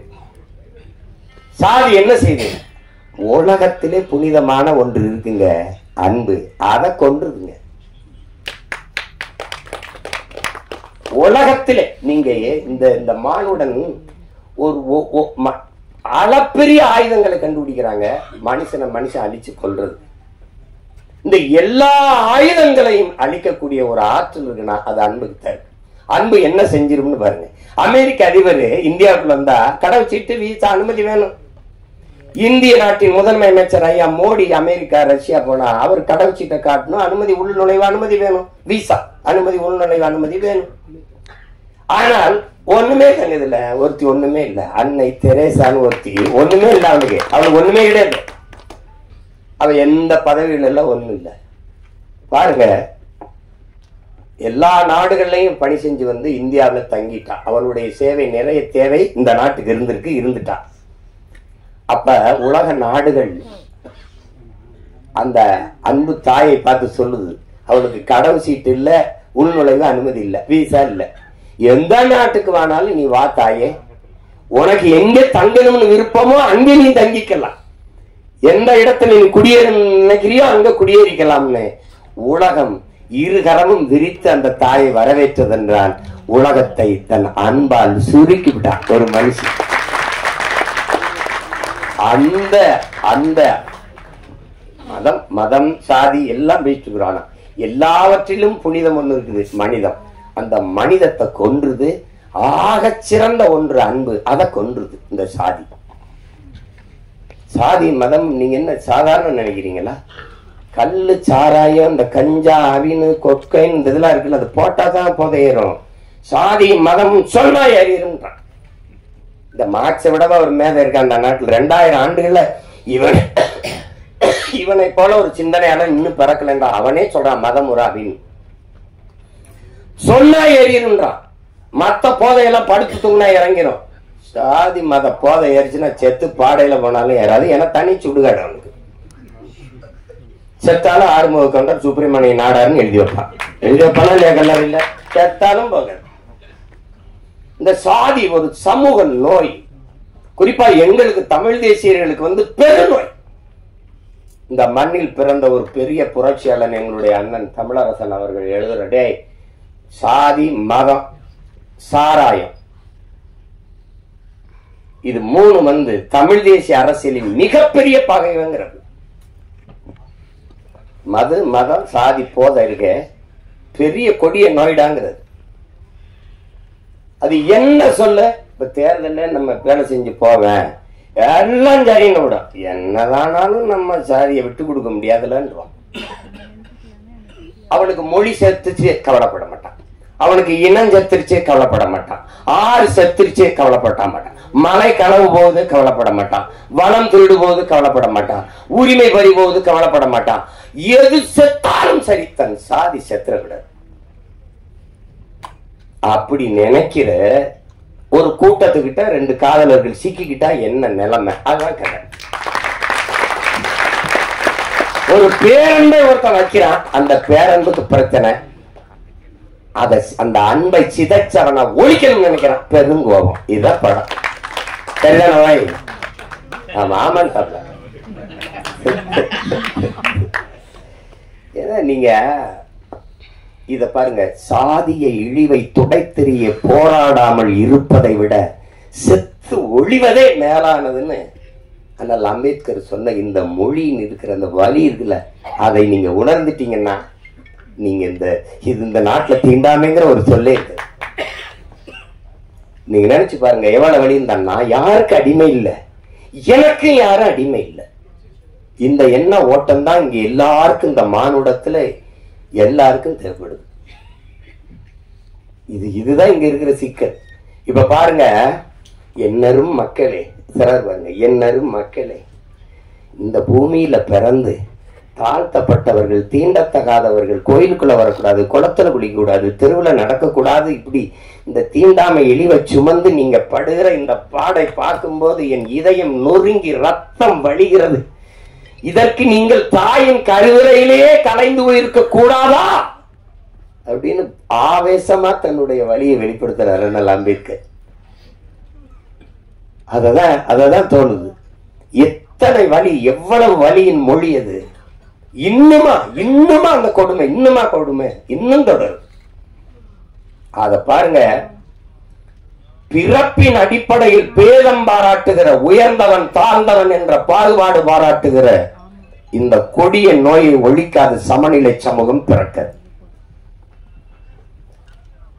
இதுக்கு என்னைக்கு சொல்றான் பாருங்க, அந்த இதுல படத்துல கூட வருது பாருங்க, நம்முடைய அது குரல் ஒளியில வருது. நம்ம பாவா செல்லத்துறையர் சொல்றாரு பாருங்க, பிறப்பு ஒக்கும் எல்லா உயிருக்கும்னு வள்ளுவ பெருமகனார் தந்தள்ளிய மறைமொழியில் எத்தனை ஆண்டுகள், 1000 ஆண்டுகளுக்கு முன்னாடி பாடுறாரு. எத்தனை 1000 ஆண்டுகளுக்கு முன்னாடி பாடுறாரு.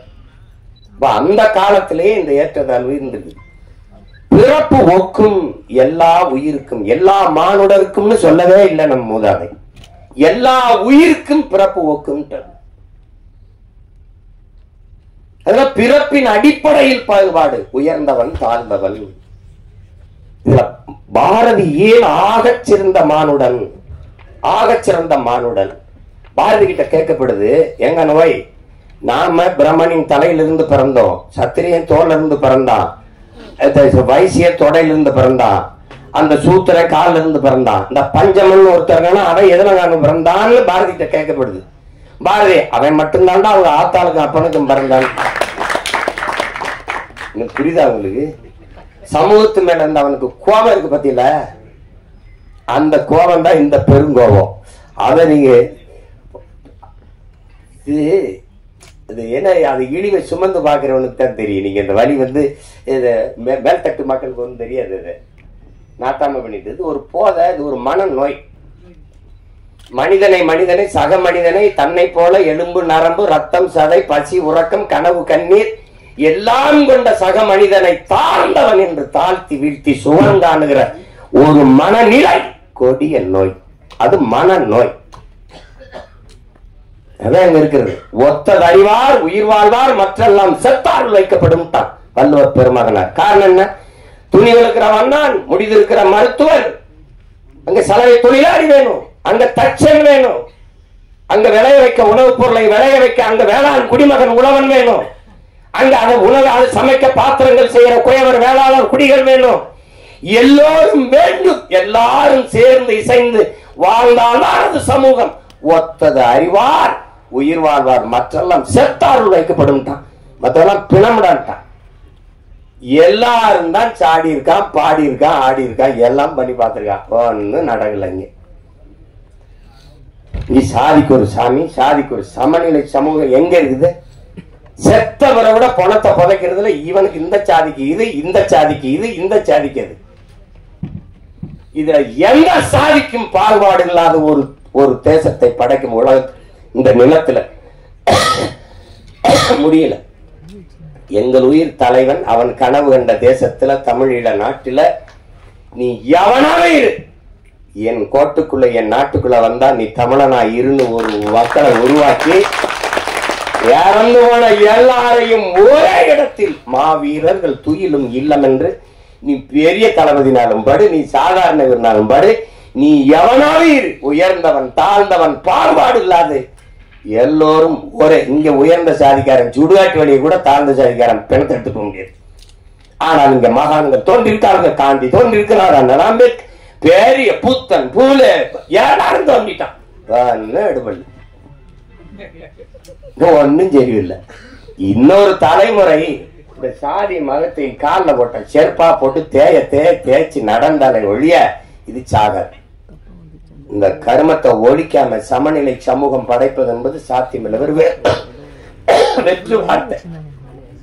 சாதியை இழிவு தீண்டாமை கொடுமைகளை வைத்துக்கிட்டு சாதியை ஏற்றதார்களை வைத்துக் கொண்டு சமூக முன்னேற்றம் சமூக மேம்பாடு என்று பேசுவது என்பது சாக்கடை குழியின் மேலே போடுகிற சந்தனம் பந்தலுக்கு சமம், மலக்குழியின் மேலே போடுகிற மல்லிகை பந்தலுக்கு சமம்னு அண்ணல் அம்பேத்கர் சொல்றாருன்னா காரணமா அவர் அனுபவிச்ச வழி. அவரை போல ஒரு கல்வியாளன் இந்த உலக வரலாற்றில் உண்டா சொல்லுங்க? ஒரு மனிதன் 10,000 புத்தகங்கள் தன் வாழ்நாள்ல படிச்சிருக்கணும், அது குறைந்த தகுதி. ஆனால் 64,000 புத்தகங்களை படித்த ஒரு மகன் உண்டென்றால் அது அண்ணல் அம்பேத்கர் தான். ஆக சிறந்த கல்வியாளன். படுக்கிற இடம் கூட படிக்கிற இடத்துக்கு பக்கத்துல இருக்கணும்ட்டு நூலகம் எங்க இருக்கோ அங்கதான் அறை எடுத்து தங்கியிருக்கிறது. அப்பேற்பட்ட அறிஞர் தெரிவித்தான், இந்த சாதிய இழிவை தொட தெரிய போராடாமல் இருப்பதை விட செத்து ஒழிவதை மேலானதுறான்ட்டார். அப்ப அது அந்த வலியை இந்த ஒரு 2 மணி நேரமா 2 மணி நேரமா 2 மணி நேரம் அந்த படத்துல எவ்வளவு அழகா சொல்ல முடியுமோ, அதாவது அது அதிகப்படியா மிகைப்படுத்தாம இல்ல, ஆங்கிலத்துல ஓவர் டிராமான்னு சொல்லுவாங்க. அது சொல்லணும், புரிய முடியா சொல்லணும்ல சில இது. அவன் சொல்லிக்கிட்டே தம்பி ஏன்னா வரலாம் ரொம்ப தேங்க்ஸ் ரொம்ப நன்றி சொல்ல மாட்டாங்க. அது நமக்கு பழகிருச்சு. சும்மா பேரளவுல நம்ம ஒரு மொழியை பேசிட்டு ஏதோ ஒன்று தெரியுதோ அது பழகிருச்சு. அதுல மிக ஆழமான ஒரு பதிவு, அந்த கருத்தை அது ஒரு கவித்துவமா தாங்கி நிற்குது. ரொம்ப மிகைப்படுத்தாம தன் இயல்பு ஓட்டத்திற்கு இந்த கருத்துக்களை படம் சொல்லுது, வலியுறுத்துது. நல்ல ஒரு பதிவு. இனிவரும் தலைமுறையாவது இந்த சிந்தனையிலிருந்து விடுபட்டு எல்லாவற்றையும் தாண்டி ஒரு புனிதம் இருக்கு, அதான் மனிதம். அதை நோக்கி இந்த மானுடம் வந்து பயணிக்கணும். அதுலதான் இந்த உலகம் வந்து சரி வரும். இதுதான் ரொம்ப கஷ்டம். இன்னைக்கு நமக்கு ஒரு பிரச்சனை இருக்குது. காக்கை செத்தான, கொக்கு செத்தான, யானை செத்தான, புலி செத்தான, பூனை செத்தானன்னு கவலைப்படாம போயிட்டு இருக்கோம். அதெல்லாம் செத்தா பார்க்க நம்ம இருக்கோம், நம்ம செத்தா எவனும் இருக்க மாட்டான். அதெல்லாம் எந்த உயிர்மை நேயம் கொண்டு வாழ்ந்த ஒரு இனத்தின் மக்கள் சக மனித சாவையே இன்னைக்கு ஏறிட்டு பார்க்கறது இல்லை, போய்கிட்டே இருக்கும். அது பெரிய துயரம் தான். அப்ப இதுல ஒரு சிறந்த படைப்பு. இதுல என்னுடைய தங்கரவர்கள் குறிப்பிட்டது மாதிரி பெரிய எங்களுக்கெல்லாம் அந்த வாய்ப்பு கிடைக்கல. நாங்க அவருடைய பெரிய அன்பு பிள்ளைகளா இருந்தும் நான்லாம் முதல் படத்திலேயே அவரோட இணைந்து வேலை செய்யணும்னு நினைச்சேன். அந்த வாய்ப்பு பெற முடியல. தங்கர் கூட அழகிலாம் வேலை செஞ்சுட்டு முதல் படத்திலே தம்பி சிவபிரகாசுக்கு அந்த வாய்ப்பு கிடைச்சிருக்குது பெருசு. எங்க அப்பா இளையராஜா அவர்களோட பணியாற்றுறது. ஒரு இசை ஞானி அப்படின்னு சொல்றதெல்லாம் ரொம்ப குறைவு. இது ஏன் அவர் இசை ஞானியா இருக்கணும்? அறிவு என்பது அறிவது, ஞானம் என்பது உணர்வது. இசையை அறிய முடியாது, உணரணும். அதனால அவர் இசை ஞானி என்று கருணாநிதி அவர்கள் வச்சு அழைச்சதுனால அது இசை ஞானின்னு வந்துட்டது. அதையும் தாண்டி அவரை சொல்லணும்னா அவர் இசை இறைவன், இசை அமைப்பது இசையமைப்பாளர், இசையை அருளுவது. ஒரு இறைவன்கிட்ட போய் என்ன வேணாலும் கேட்பான் பாருங்க, இந்த தேர்வில் நான் வெற்றி பெற்றணும், எனக்கு அதிக மதிப்பெண்களை கொடுத்துரு, எனக்கு கை காலுக்கு நல்ல சுகத்தை கொடுத்துரு, எனக்கு நிறைய மூளையை கொடுத்துரு, எல்லாம் என்ன கேட்டாலும் கொடுத்துருன்னு நினைக்கிறான் பாருங்க. அப்படி கொடுக்கும்னு நம்பிக்கை உள்ள ஒன்றுக்கு பேர் இறை வச்சா. நீ என்ன வேணாலும் கேளுங்க தந்துருவார். இங்க கிராமத்துல இப்படி ஒரு பாட்டு போடுவார். நீங்க வேணா பாருங்க, உலகத்துல இப்படி ஒரு இசை அறிவு கொண்ட, இசை ஆற்றல் கொண்ட ஒரு மேதை, பீத்தோவன், பால்மெரியட்டு, மோசாட்டு எல்லாம் சொல்லுவாங்க. கொண்டு வந்து எங்க ஊர் படத்துக்கு ஒரு 2 மணி நேரம் பின்னணி இசை வாசின்னு சொல்லுங்க, தெரிஞ்சிடும் யாரும் பெரிய மேதை. என்ன முத்திர போட்டு வாசிக்க சொல்லுங்க. தளபதினு ஒரு படத்தை எடுத்துக்கிறீங்க, ஒரே இசையமைப்பாளர், ஒரு மியூசிக் கம்போசர், ஒரு இசையமைப்பாளர் ஒருவரே இந்த படத்துக்கு இசையமைச்சிருக்காரு, இந்த பாடல்களை உருவாக்கியிருக்காருன்னு யாராவது ஒத்துக்கிட்டா சொல்லுங்க. எடுத்த உடனே ஒரு பாட்டு, சின்ன தாயவன் தந்த அந்த பாட்டு போகும். கொஞ்ச நேரம் அடி ரக்கம்மா கையை தட்டு சாங்கு சக்கு சக்கு சக்குன்னு போகும். அதுல வந்து தேவாரத்துல இருந்து ஒரு இதை போடுவாரு, கும்பிட்ட குரு ஒரு போடுவாங்க, சோபன அறிமுகத்துக்கு ஒரு இதை போடுவாரு. திருப்பி காட்டுக்குயில் மனசுக்குள்ளே பாட்டுக்குன்னு ஒண்ணு போகும். தின்னு சுந்தரி கண்ணால் ஒண்ணு போகும், யமுனையாற்றிலே ஈர காற்றிலே வீட்டை வாங்க, மோசாட்டு வா, பால் மறிட்டு வா, போற அப்படி 7 பாட்டு போட்டு விடப்பா. யமுனை ஆற்றிலே ஈர காற்றிலே கண்ணனோடுதான் பேட. இவர் தான் சங்கு சக்கு சக்கு சக்கு, அதான் அவர் தான் கம்போசர். காட்டுக்குயில் மனசுக்குள்ளே பாட்டுக்கு அதான் கம்போசர். திருப்பி ஒருத்தர் சுந்தரி கண்ணாலூர், அதுவும் எல்லாம் ஒரே ஆளுன்னு சொல்லி எவனாவது உலகத்துல நம்பிட்டானா என்ன கேட்டு, அது எங்கால தான் முடியும். இப்ப டோனி சிறந்த ஆட்டக்காரர் தான், ஆனால் அவருக்கு சென்னை சேப்பாக்கம் மைதானம் தான் சரியாக இருக்கும், மற்ற இடத்துல சரியா ஆட மாட்டார். அப்படிலாம் இல்லை, எங்காலும் எந்த திடல்ல விட்டாலும் அடிப்பார். இது ஹோம் பிச்சு, ஹோம் கிரவுண்ட் எல்லாம் எங்க அப்பாவுக்கு எல்லா கிரவுண்டும் ஹோம் கிரவுண்டு தான். நீ நகைச்சுவையா படம் எடு, நீ ஏதாவது எடு, எல்லாத்துக்கும் இசை ஒண்ணு வேணா. நீ என்ன நாயகன் படத்தை திருப்பி நான் சொல்றேன், அந்த சீமா சொன்னதுக்காக ஒரு தடவை எடுத்த உடனே ஒரு சின்ன பையன் அவங்க அப்பா தொழிற்சங்கத்துல பாரு கொண்டு வாங்கி இங்க இருந்து கருவிக்குள்ள இருந்து, அது ஃப்ரம் தி கேமராங்கிறது, இங்க இருந்து ஓடுவான் ஒரு சின்ன பையன். ஓடும்போது தூத்துக்குடியில இருந்து ஓடும்போது அப்படி தென்பாண்டி சீமையிலே தேரோடு வீதியிலே மான் போல வந்தவனை யாரடிச்சா, அந்த பாட்டுக்கு தாளம் இல்ல, வெறும் புல்லாங்குழல். அப்படியே போய் பொழுதாடைஞ்சிரும், பொழுது விடியும் மும்பையில படுத்து கிடப்பான். இதெல்லாம் எங்க அப்பாட்ட சொல்ல வச்சுக்க, நீ எதையுமே மறக்க மாட்டேங்கிறாய்டா. இல்லப்பா மறக்கிறதுக்கா பாக்குறது. இது ஒரு இசையே இல்ல.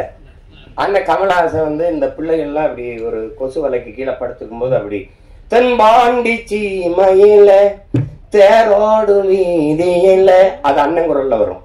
அந்த கமல் அண்ணன் பாடும்போது அதுக்கு தாளம் போட்டுப்பாப்ல, நல்ல தாளம் தபேலாலாம் வாட்சி போவோம். இது அப்பப்ப வரும்போதெல்லாம் தபேலா போயிட்டே இருக்கும். கடைசி எங்க அண்ணன் செத்துருவாப்புல, சுட்டுவான். அந்தவன் செத்து இப்படி விழுந்த உடனே அந்த கோட்டை சரிஞ்சிருச்சு, அந்த பேரரசு இடிஞ்சிருச்சு, அழிஞ்சிருச்சு. தென்பாண்டி சீமையிலே முரசு அதிர்வு. உலகத்துல இப்படி ஒரு விஷயம் உலகத்துல இப்படி ஒரு விஷயம் பாருங்க. அவர் ஒரு திரைக்கதை, இன்னொரு திரைக்கதை எழுதுறான், வசனம் எழுதுறான். அவர் தனியா வந்து ஒண்ணு எழுதிட்டு இருப்பாப்ல. இப்ப நான் சொல்றது உங்களுக்கு இந்த மணிரத்னம் ஐயா வந்து சொல்லி வாங்கியிருப்பாருன்னு நினைக்கிறீங்களா? இந்த இடத்துல தவேடா போடுங்க, இந்த இடத்துல வெறும் புல்லாங்குழல்ல போங்க, அங்க வந்து அவர் இருந்து இறந்துட்டார், அவ்வளவுதான், கோட்டையே சரிஞ்சு விழுந்துருச்சு. அப்ப முரசு அதிர்தான். தென்பாண்டி சீமையிலே தேரோடு வீதியிலே, இந்த இங்க போய் பாருங்க. அவர் சொல்றதுக்கு என்ன இருக்கு, எத்தனாயிரம் பாட்டு ஒவ்வொன்றும் அப்படித்தான். இதுதான் எங்க இளையராஜா. அதனாலதான் இசை இறைவன், இசையை அறிஞர். இன்னைக்கெல்லாம் ஒரு என்ன நடக்குது, அது பாட்டுக்கு மெட்டம் வச்சுக்கிட்டு இருக்கோம். அது ஆங்கிலத்துல கம்போசிங். 4 மாசம் 3 மாசம் 6 மாசம் அது வந்து வரும்போது வரும். எங்க தங்கருக்கு விஜித்னு பேர் வந்த மாதிரி வரணும் வரணும் இல்லையா, அது வரணும். ஆனா எங்கால எடுத்துருல இங்க இருங்க, காலையில ஒரு பாடல் மாலையில ஒரு பாடல் பதிவு பண்ணி அனுப்பிடுவோம். இப்ப சின்ன தம்பி பாடல்லாம் எவ்வளவு புகழ் பெற்ற வெற்றி பாட்டு, எவ்வளவு நேரத்துல இசையமைச்சு மெட்ட அமைச்சிருப்பாரு. இன்னைக்கு 1/2 மணி நேரம் தான், 1/2 மணி நேரம் தான். அடுத்தாலும் சொல்றதுக்கு இல்ல, நான் தான் இருந்திருக்கேன். நான் எங்க அப்பா மணிவண்ணனுடைய இணை இயக்குனர், அவர்கிட்ட பெட்டி வச்சுட்டு நின்றுட்டு இருந்தேன். நான் அவர் நின்றுகிட்டே இருந்தேன், அவர் கண்டுக்கல. தம்பி அந்த அந்த இடத்துல இந்த பாட்டு ஒண்ணு பாடி பாடி கட்டி நில்லனா அது எப்படி வரும்னு சொல்றா, அது சொல்றேன் ஐயாட்டா அப்படின்னு. அது என்ன இவனை பாட சொல்றாரு, நான் பெட்டியோட நிக்கிறேன், நாங்க 2 பேரும் தான் பாடிட்டோம். அவரு சொல்ற என்னது யாரு, என்னோட எங்க அப்பா சொல்றாரு அசோசியேட் டைரக்டர், நான் ப்ரொடக்ஷன் மேனேஜர். அப்படியா, சரி பெட்டி உட்கார் பாடு கேட்டு. நான் ஒரு பாட்டு பாடு, கண்ணில் ஏதோ மின்னல் அடிச்சு, அது எப்படி அந்த இடத்துக்கு சரியா வரும். நான் ஒண்ணு போடுறேன், நான் போடுறேன். இந்த பாருங்க, நீங்க எல்லாம் நம்புங்க. ஏங்க என் குலதெய்வம் வீரகாமாகாளி ஆணையா சொல்றேங்க, சத்தியமா இருந்து பாருங்க. இப்படி போடுறாப்புங்க,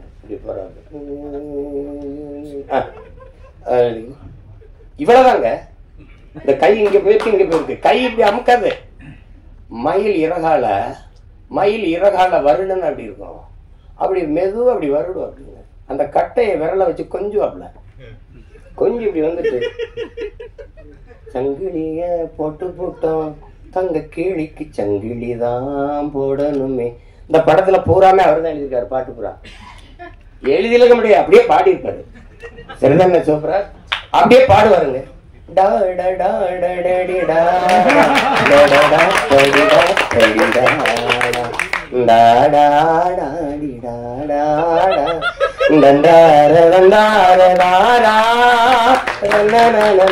அந்த தன்னதான் இளையராஜா. மாலை நேர பூங்காத்து வீசும் அந்த மாந்தோப்பு, உன்னோட உக்காந்து நாம் பேச, அது வரைக்கும் நல்ல இடம்தான். எப்படி பாருங்க, அவரை ரசிச்சிட்டீங்கன்னு வச்சுக்கிறீங்களா, ஒண்ணு சோறு தண்ணி ஒண்ணுதான் இருக்குது. எங்களை பெத்த தாய் பாடின தாலாட்டி எவனுக்கு நினைவு இருக்கு இந்த கூட்டத்துல? ஆனா 30-40 வருஷமா ஒரே ஆளோட தாலாட்டி சலிக்கல, இன்னைக்கும் சலிக்கல. தம்பி இந்த மிஸ்கின் ஒரு படம் எடுத்தா, இது சைக்கோன்னு ஒரு படம், அதுல என்னமோ தம்பி உதயநிதி ஒரு இதை வச்சுக்கிட்டு பாடுறாப்புல. அதுல வந்து ஒன்னு நினைச்சு போனேன். யாரா இருந்தாரு, யாரா விட இன்னைக்கு யாராவலோ என்னை தீண்டும் காற்றின் விரலோ, யாராவலோ தாலாட்டின் தாயின் குரலோ, ஒன்ன நினைச்சு ஊருகி போனேன். பறந்து எங்க ஆளு பாருங்க, விஜித்துக்கும் போடுவாரு, விஜித்து பையன் இயக்கம் வந்தாலும் போடுவாரு.